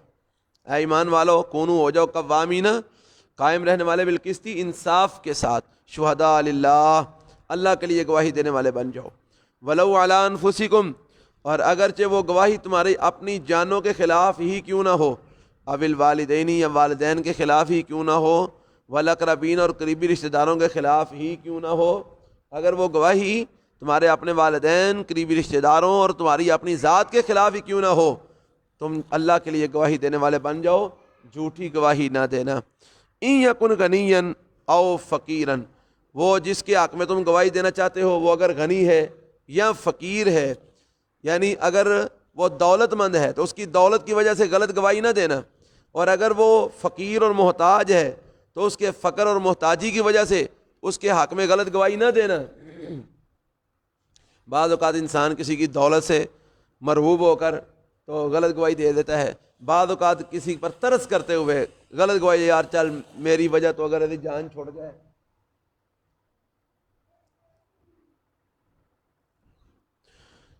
تو ترس کھا کر بھی غلط گواہی نہیں دینی، اور کسی کی دولت سے مرعوب ہو کر بھی غلط گواہی نہیں دینی۔ فرمایا انصاف کرنے والے بن جاؤ، اللہ انصاف پر قائم رہنے والے ہو جاؤ، اللہ کے لیے گواہی دینے والے بن جاؤ، اگرچہ وہ گواہی تمہارے اپنے خلاف ہی کیوں نہ ہو، والدین قریبی رشتہ داروں کے خلاف ہی کیوں نہ ہو، گواہی سچی دینی ہے۔ این کن غنین، وہ جس کے حق میں تم گواہی دے رہے ہو وہ غنی ہو، او فقیرن، یا وہ محتاج ہو، فقیر ہو، تو دونوں صورتوں میں نہ اس پر ترس کھاتے ہوئے غلط گواہی دینی ہے، نہ اس کی دولت سے مرعوب ہوتے ہوئے غلط گواہی نہیں دینی۔ فاللہ اولا بہما، اللہ ان دونوں سے زیادہ قریب ہے اس بات کے، یعنی اللہ ان دونوں سے زیادہ لائق ہے کہ اس کا خیال کرو۔ فاللہ اولا بہما، اللہ تعالیٰ ان دونوں سے زیادہ لائق ہے اس بات کے کہ تم اس کا خیال کرو، کسی غنی کا یا کسی کے فقر کا خیال نہ کرو بلکہ اللہ کا خیال کرو۔ فلا تتبعوا الہوا، بس تم نہ پیروی کرو خواہشات کی، ان تعجلوا، کہ تم عدل نہ کرو، یعنی عدل کے معاملے میں اپنی خواہشات کے پیروکار ہو کر عدل نہ کرنے والے نہ بن جاؤ۔ وَإِن تَلْوُوا أَوْ تُعْرِضُوا، اور اگر تم نے زبانوں کو موڑا یا تم نے اعراض کیا، کیا مطلب؟ یعنی اگر تم نے کج بیانی سے کام لیا، تلوو تم نے زبانوں کو موڑ کر بات کو جو ہے نا وہ بنانے کی کوشش کی، یا تم نے تورزو تم نے کوئی اعراض کیا یا منہ موڑا، تو دونوں صورتوں کے اندر فإن اللہ کان بما تعملون خبیرا، اللہ تعالیٰ تمہارے اعمال کی پوری خبر رکھنے والا ہے۔ اگر تم زبانوں کو موڑ کر رولے میں بات ڈال کے تو گواہی غلط قسم کی دینے کی کوشش کرو گے، یا تم اعراض کرو گے، تو دونوں صورتوں میں اللہ تعالیٰ کو خبر ہے، اللہ تعالیٰ سے تم چھپ نہیں سکتے، اس لیے غلط گواہی نہیں دینی، غلط گواہی دو گے تو اللہ کے ہاں مجرم بن جاؤ گے۔ اور حدیث میں آتا ہے رسول اکرم صلی اللہ علیہ وسلم نے فرمایا کبیرہ گناہوں میں سے ایک کبیرہ گناہ شہادت الزور، جھوٹی گواہی دینا ہے، تو جھوٹی گواہی دینا یہ کبیرہ گناہ ہے، تو اس لیے اس سے بچنا چاہیے، اللہ تعالیٰ ہمیں محفوظ فرمائے۔ فرمایا یا ایھا الذین آمنوا، اے ایمان والو، آمنوا باللہ ورسولہ، ایمان لاؤ اللہ پر اور اس کے رسول پر۔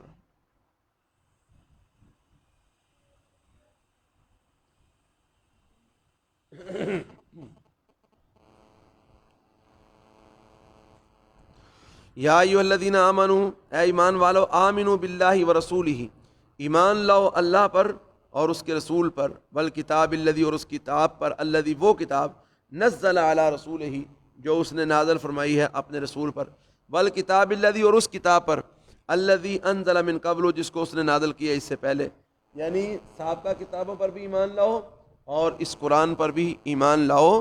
یہ اللہ تعالیٰ نے حکم دیا ہے، اے ایمان والو ایمان لاؤ اللہ پر اور اس کے رسول پر۔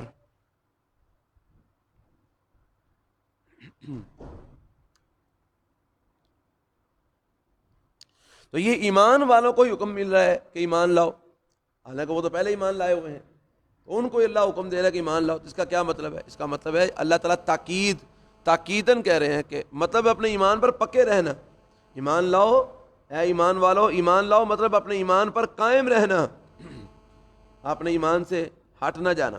اے ایمان والو آمنو، ایمان لاؤ باللہ اللہ پر، ورسولہ، اور اس کے رسول پر، والکتاب الذی، اور اس کتاب پر، نزل علی رسولہ جو اس نے نازل کی اپنے رسول پر، اور اس کتاب پر، انزل من قبل جو اس نے نازل کی اس سے پہلے، یعنی سابقہ کتابوں پر بھی ایمان لاؤ۔ ومن یکفر باللہ، اور جو کہ کفر کرے گا اللہ کے ساتھ، وملائکتہ، اور اس کے فرشتوں کے ساتھ، وکتبہ، اور اس کی کتابوں کے ساتھ، ورسلہ، اور اس کے رسولوں کے ساتھ، والیوم الآخر، اور آخرت کے دن کے ساتھ، فقد ضل ضلالا بعیدا، پس تحقیق وہ گمراہ ہوا دور کی گمراہی میں۔ جو اللہ کے ساتھ، اس کے رسولوں کے ساتھ، اس کی کتابوں کے ساتھ، آخرت کے دن کے ساتھ جو کفر کرتا ہے، ایسا انسان دور کی گمراہی میں جا پڑا۔ ان الذین آمنوا، بے شک وہ لوگ جو ایمان لائے، ثم کفروا، پھر انہوں نے کفر کیا، ثم آمنوا، پھر ایمان لائے، ثم کفروا، پھر کفر کیا، یعنی ایمان لائے پھر کفر کیا، پھر ایمان لائے پھر کفر کیا، ثم ازدادوا کفرا، پھر کفر میں بڑھتے چلے گئے، کفر میں زیادہ ہو گئے. اور میں ایسے لوگوں کے بارے میں اللہ فرماتا ہے لم یکن اللہ لیغفر لہم، نہ تو اللہ تعالیٰ ان کو معاف کرے گا، ولا لیہدیہم سبیلا، اور نہ ہی اللہ ان کو سیدھے راستے کی ہدایت دے گا. یعنی ایسے لوگ جو بار بار ایمان لائے پھر کفر کیا، پھر ایمان لائے پھر کفر کیا، پھر کفر میں ہی بڑھتے چلے گئے، تو ایسے لوگوں کو اللہ معاف بھی نہیں کرے گا اور ایسے لوگوں کو سیدھے راستے کی طرف اللہ تعالیٰ ہدایت بھی نہیں دے گا. بشر المنافقین، اے پیغمبر صلی اللہ علیہ وسلم آپ منافقوں کو اس بات کی بشارت دے دیجئے بِأَنَّ لَهُمْ عَذَابًا عَلِيمًا، کہ بے شک ان کے لیے دردناک عذاب ہے. اب بشارت تو اچھی چیز کی ہوتی ہے نا، عذاب کی بشارت تو نہیں ہوتی. تو یہ اللہ تعالیٰ تنزیہ طور پر منافقوں کو یہ بات بتا رہے ہیں کہ ان منافقوں کو اللہ کے عذاب کی، دردناک عذاب کی بشارت دے دیتی ہے. الذین، وہ لوگ، یتخذون الکافرین، کون سے منافق؟ جو بناتے ہیں کافروں کو اولیاء، دوست، من دون المؤمنین، ایمان والوں کو چھوڑ کر، جو ایمان والوں کو چھوڑ کر کافروں کو اپنا دوست بناتے ہیں. ایبتغون عندہم العزہ، کیا وہ تلاش کرتے ہیں ان کے پاس عزت؟ یعنی ایسے لوگ جو ایمان والوں کو چھوڑ کر کافروں کو دوست بناتے ہیں، کیا یہ کافروں سے عزت حاصل کرنا چاہتے ہیں؟ حالانکہ ان کو پتہ نہیں کہ فإن العزۃ للہ جمیعا، کہ بے شک عزت تو ساری کی ساری اللہ کے لیے ہے، عزتوں کا مالک تو اللہ تعالیٰ ہے. تو یہ کافروں سے دوستیاں لگاتے ہیں عزتیں حاصل کرنے کے لیے، بھلا جن کی عزت خود داؤ پہ لگی ہوئی ہے ان سے یہ دوستیاں لگا کے عزت کیسے حاصل کر سکتے ہیں؟ عزت تو کس کے پاس ہے؟ اللہ کے پاس، اللہ ہی عزتوں کا مالک ہے. تو یہ لمحہ فکریہ ہے ان لوگوں کے لیے جو آج بدعتیوں اور مشرکوں کے ساتھ تعلق جوڑتے ہیں صرف اس لیے کہ ان کے ساتھ تعلق جوڑیں گے تو ہمیں عزت ملے گی. ملحد قسم کے بے دین لوگوں کے ساتھ تعلق بناتے ہیں اس لیے کہ ان کے ساتھ تعلق جوڑنے سے ہمیں عزت ملے گی، رتبہ ملے گا، ہمیں ہمارا دنیا میں ایک نام ہو جائے گا. بے وقوف لوگ ہیں یہ. ایسے مشرکوں اور بدعتیوں اور بد نصیبوں، فاسقوں، فاجروں کے ساتھ جڑنے سے عزتیں نہیں ملتی، عزتیں اللہ رب العالمین کے ساتھ جڑنے سے ملتی ہیں، کیونکہ عزتوں کا مالک تو وہ ہے. فإن العزۃ للہ جمیعا، بس بے شک عزت اللہ کے لیے ہے ساری کی ساری. وقد نزل علیکم فی الکتاب، اور تحقیق اس نے نازل کیا تمہارے اوپر کتاب میں، ان اذا سمعتم آیات اللہ، یہ حکم اللہ نے نازل کیا کتاب کے اندر، کیا؟ ان اذا سمعتم، کہ جب تم سنو آیات اللہ، اللہ کی آیتوں کے بارے میں، یکفر بہا، کہ ان کے ساتھ کفر کیا جا رہا ہے، ویستہزأ بہا، اور ان کا مذاق اڑایا جا رہا ہے، فلا تقعدوا معہم، تو ان کے ساتھ نہ بیٹھو، حتی یخوضوا، یہاں تک کہ وہ بحث مباحثہ کریں یا باتیں کریں، فی حدیث غیرہ، کسی اور بات کے اندر وہ مشغول ہو جائیں. کیا مطلب؟ یعنی اگر تم کسی کو دیکھتے ہو کہ اللہ کی آیتوں کے ساتھ وہ کفر کر رہے ہیں یا اللہ کی آیتوں کا، اللہ کے احکامات کا مذاق اڑا رہے ہیں، تو ایسے لوگوں کے ساتھ نہیں بیٹھو جب تک وہ اللہ کی آیتوں کا مذاق اڑانا اور اللہ کی آیتوں کے ساتھ کفر کرنا چھوڑ کر کسی اور بات میں مشغول نہیں ہو جاتے. ایسے لوگوں کے ساتھ بیٹھنا تمہارے لیے جائز نہیں ہے. اگر وہ اس حالت میں تم ان کے ساتھ بیٹھو کہ وہ اللہ کی آیتوں کا مذاق اڑا رہے ہیں، تو انکم اذا مثلہم، بے شک تم اس وقت ان جیسے ہو جاؤ گے. تو یہاں سے یہ بات ہمیں معلوم ہوئی کہ ایسی مجلسیں، جن مجلسوں میں کتاب و سنت کی صریح مخالفت ہو رہی ہو، ان مجلسوں میں جا کر بیٹھنا جائز نہیں ہے. اگر ان مجلسوں میں جا کر بیٹھو گے تو وہ کام نہ کر کے بھی تم ان کے ساتھ برابر کے شریک ہو جاؤ گے. ایسی مجلسیں جن مجلسوں میں بدعتیں ہو رہی ہوں، جن مجلسوں میں اللہ کی آیتوں کا مذاق اڑایا جا رہا ہو، جن مجلسوں میں اللہ کے احکامات کی مخالفت کی جا رہی ہو، ایسی مجلسوں میں قطعاً نہیں بیٹھنا چاہیے. بیٹھو گے تو کیا ہوگا؟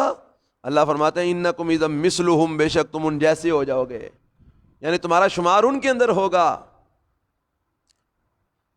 تو لمحہ فکریہ ان لوگوں کے لیے جو کہتے ہیں جی جناب جیسی مجلس ہو ویسے بندہ کو مان جانا چاہیے، جیسی مجلس ہو ویسا رنگ اختیار کر لینا چاہیے. دنیا داری اسی کا نام ہے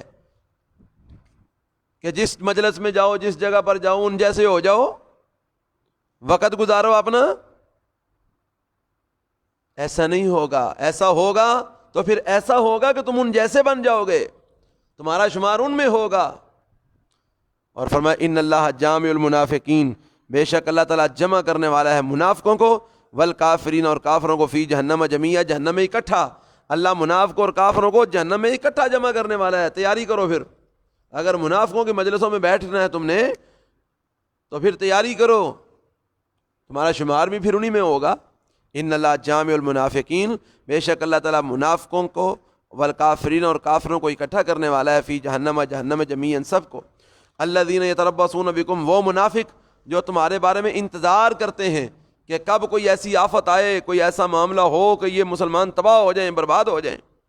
فرمایا وہ لوگ جو انتظار کرتے ہیں تمہارے ساتھ، فَإِن كَانَ لَكُمْ فَتْحٌ مِّنَ اللَّهِ، بس اگر ہو تمہارے لیے اللہ کی طرف سے فتح، قالوا تو کہتے ہیں الم نکم معکم، کیا ہم تمہارے ساتھ نہیں تھے، سانو بھی ساتھ دیو مالک نعمتی چوں۔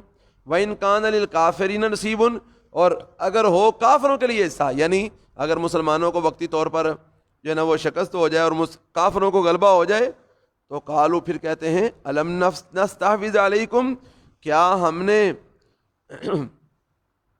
نہیں کیا ہم نہیں تھے غالب آنے والے تم پر، ونمنعکم من المؤمنین، اور ہم نے مومنوں کو تم سے روکا نہیں ہے۔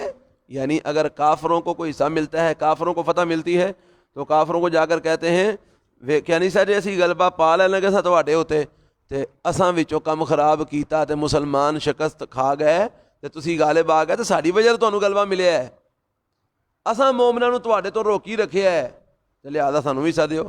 یعنی اگر کافروں کو فتح ملتی ہے تو کافروں سے حصہ لینے چل پڑتے ہیں، اور اگر مومنوں کو فتح ملتی ہے تو مومنوں آ کر کہتے ہیں ہم تمہارے ساتھ نہیں تھے، ریلو کٹے جتنا لبا اتنا لینڈ ٹر پہ، یہ منافق۔ تو اللہ تعالیٰ فرماتے ہیں قالوا فَإِن كَانَ لَكُمْ فَتْحٌ مِّنَ اللَّهِ، اور اگر ہو تمہارے لیے فتح اللہ کی طرف سے مسلمانوں، قالوا تو کہتے ہیں الم نکم معکم، کیا ہم تمہارے ساتھ نہیں تھے، وَإِن كَانَ لِلْكَافِرِينَ نَصِيبٌ، اور اگر ہو کافروں کے لیے کوئی حصہ، یعنی کافروں کو اگر فتح مل جائے، قالوا تو انہیں جا کر کہتے ہیں الم نستحوذ علیکم، کیا ہم تم پر غالب نہیں آ رہے تھے، تو پھر ہم پیچھے ہو گئے، ونمنعکم من المؤمنین، اور ہم نے روک دیا تم سے مومنوں کو، تو ہماری وجہ سے تم غالب ہوئے ہو، لہذا ہمیں بھی حصہ دو۔ فاللہ یحکم بینکم یوم القیامہ، بس اللہ فیصلہ کرے گا تمہارے درمیان قیامت کے دن۔ ولن یجعل اللہ للکافرین علی المؤمنین سبیلا، اور ہرگز نہیں بنائے گا اللہ تعالیٰ کافروں کے لیے مومنوں پر کوئی راستہ، یعنی اللہ تعالیٰ کافروں کے لیے مومنوں پر کوئی راستہ نہیں بنائے گا کہ انشاءاللہ ہمیشہ غلبہ اسلام کا ہی رہے گا۔ اگر وقتی طور پر مسلمان مغلوب ہو بھی جاتے ہیں تو کوئی بات نہیں، ہمیشہ غلبہ انشاءاللہ اسلام کا ہی رہے گا اور کفر مغلوب اور نیست و نابود ہی رہے گا۔ ان المنافقین یخادعون اللہ، بے شک منافق اللہ کو دھوکہ دیتے ہیں، وہو خادعہم، اور حالانکہ اللہ ان کو ان کے دھوکے کا بدلہ دینے والا ہے۔ تو میں نے یہ بات پہلے بھی بتائی تھی کہ یہ جو بدلے کے اندر دھوکے کی بات آتی ہے نا، تو اللہ رب العالمین کی شان کے خلاف ہے کہ ہم یہ کہیں کہ اللہ دھوکہ دیتا ہے، تو اس کا مطلب یہ ہے کہ اللہ ان کا دھوکے کا بدلہ دیتا ہے ان کو۔ ان المنافقین، بے شک منافق، یخادعون اللہ، اللہ کو دھوکہ دیتے ہیں، وہو خادعہم، حالانکہ اللہ ان کو ان کے دھوکے کا بدلہ دیتا ہے۔ وَإِذَا قَامُوا إِلَى الصَّلَاةِ، ان کو بدلہ دینے والا ہے۔ وَإِذَا قَامُوا إِلَى الصَّلَاةِ، اور جب وہ کھڑے ہوتے ہیں نا یہ منافق نماز کی طرف، قاموا کسالى، تو وہ کھڑے ہوتے ہیں بڑی کاہلی کی حالت میں، سستی کی حالت میں، کدی اتل ڈگ دینے، کدی اتل ڈگ دینے، ڈگ دے ٹھیندیاں نمازاں پڑھ دینے ہیں جی، اینجل جی میں مردہ کھلوتا ہوندا ہے، ساتھ ساتھی کو نہیں، جان ہی کو نہیں جسم وچ، مجبوراً بیچارے نمازاں پڑھ دینے بہ کے مسلماناں کولوں بچ جائیے۔ فرمایا وَإِذَا قَامُوا إِلَى الصَّلَاةِ، اور جب وہ کھڑے ہوتے ہیں نمازوں کی طرف، قاموا کسالى، تو وہ کھڑے ہوتے ہیں کاہلی کی حالت میں، یراؤون الناس، وہ لوگوں کو دکھلانے کے لیے نمازیں پڑھتے ہیں، اللہ کی رضا کے لیے نہیں پڑھتے، لوگوں کو دکھلانے کے لیے پڑھتے ہیں کہ لوگوں کو پتہ لگ جائے کہ اسی نمازاں پڑھنے آتے، اسی بھی مسلمان ہیں۔ فرمایا یراؤون الناس، وہ دکھلاوا کرتے ہیں لوگوں کا، لوگوں کو دکھلاتے ہیں، ولا یذکرون اللہ، اور نہیں وہ ذکر کرتے اللہ تعالیٰ کا الا قلیلا، مگر تھوڑا ہی۔ مذبذبین بین ذالک، وہ تذبذب کا شکار ہیں اس کے درمیان، یعنی نہ وہ کفر کو اختیار کرتے ہیں ظاہری طور پر، اور نہ ہی وہ ظاہراً سرعام اسلام کی طرف آتے ہیں، اس کے درمیان تذبذب کا شکار ہیں، کبھی اس طرف مائل ہو جاتے ہیں، کبھی اس طرف مائل ہو جاتے ہیں۔ مذبذبین، ڈگمگا رہے ہیں، بین ذالک، اس کے درمیان، لا الہ ہؤلاء ولا الہ ہؤلاء، نام پورے کے پورے ان کی طرف ہیں اور نہ ہی پورے کے پورے ان کی طرف ہیں۔ ومن یضلل اللہ، اور جس کو اللہ گمراہ کر دے، فلن تجد لہ سبیلا، بس ہرگز نہیں آپ پائیں گے اس کے لیے کوئی راستہ۔ یا ایھا الذین آمنوا، اے ایمان والو، لا تتخذوا الکافرین اولیاء من دون المؤمنین، نہ تم بناؤ کافروں کو دوست ایمان والوں کے علاوہ، ایمان والوں کو چھوڑ کر کافروں کو اپنا دوست نہ بناؤ۔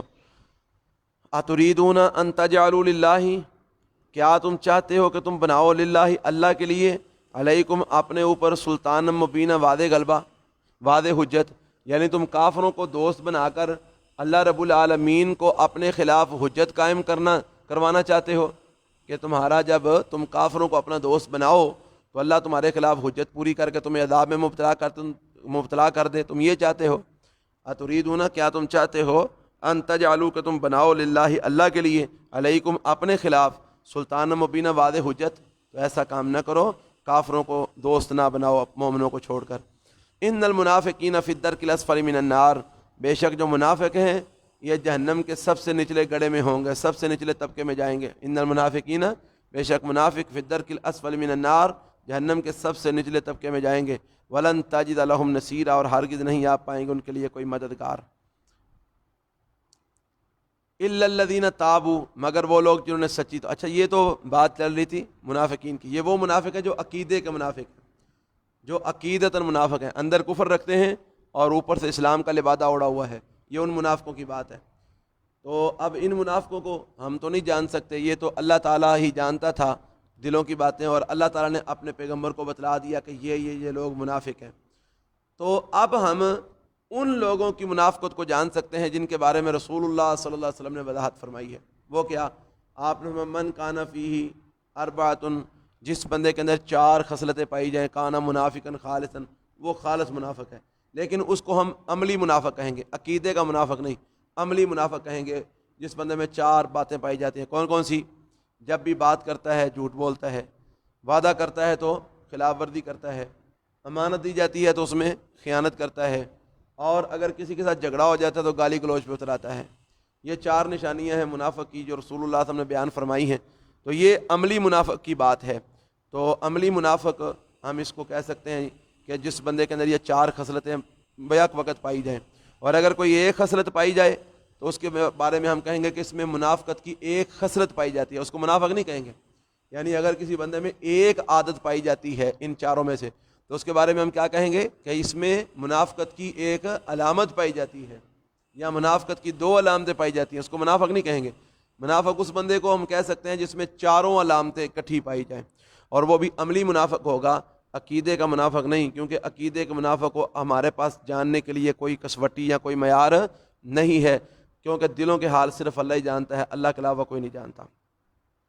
فرمایا الا الذین تابوا، مگر وہ لوگ جنہوں نے سچی توبہ کی، واصلحوا، اور اپنی اصلاح کر لی، واعتصموا باللہ، اور اللہ کی رسی کو مضبوطی سے تھام لیا، واخلصوا دینہم للہ، اور وہ خالص کر لیا انہوں نے اپنے دین کو اللہ کے لیے۔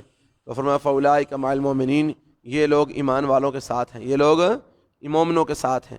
وسوف یؤتی اللہ المؤمنین، اور ان قریب اللہ تعالیٰ دے گا ایمان والوں کو اجرا عظیما، بہت بڑا اجر۔ ما یفعل اللہ بعذابکم، کیا کرے گا اللہ تعالیٰ تمہیں عذاب دے کر، ان شکرتم وآمنتم، اگر تم اللہ کا شکریہ ادا کرو اور تم اللہ پر ایمان لے آؤ۔ اگر اللہ کا شکریہ ادا کرو اور اللہ پر ایمان لے آؤ تو بتاؤ اللہ تمہیں عذاب دے کر کیا کرے گا؟ اللہ کو کیا ضرورت ہے تمہیں عذاب دینے کی، اگر تم اللہ کا شکریہ ادا کرو اور اللہ پر صحیح معنوں میں ایمان لے آؤ۔ تو معلوم ہوا کہ اگر اللہ پر ایمان لایا جائے اور اللہ کا صحیح معنوں میں شکریہ ادا کیا جائے تو انشاءاللہ اللہ تعالیٰ ہمیں اپنے عذاب سے محفوظ فرما لیں گے۔ وکان اللہ شاکرا علیما، اور ہے اللہ تعالیٰ قدر کرنے والا، جاننے والا۔ وہ جو لوگ شکر کرتے ہیں ان کی قدر کرتا ہے، جو ایمان لاتے ہیں ان کی قدر کرتا ہے، اور اللہ تعالیٰ سب کے دلوں کے حالات کو خوب جانتا ہے، تو اللہ قدر کرنے والا، جاننے والا ہے۔ سبحانک اللہم و بحمدک، اشہد ان لا الہ الا انت استغفرک و اتوب الیک۔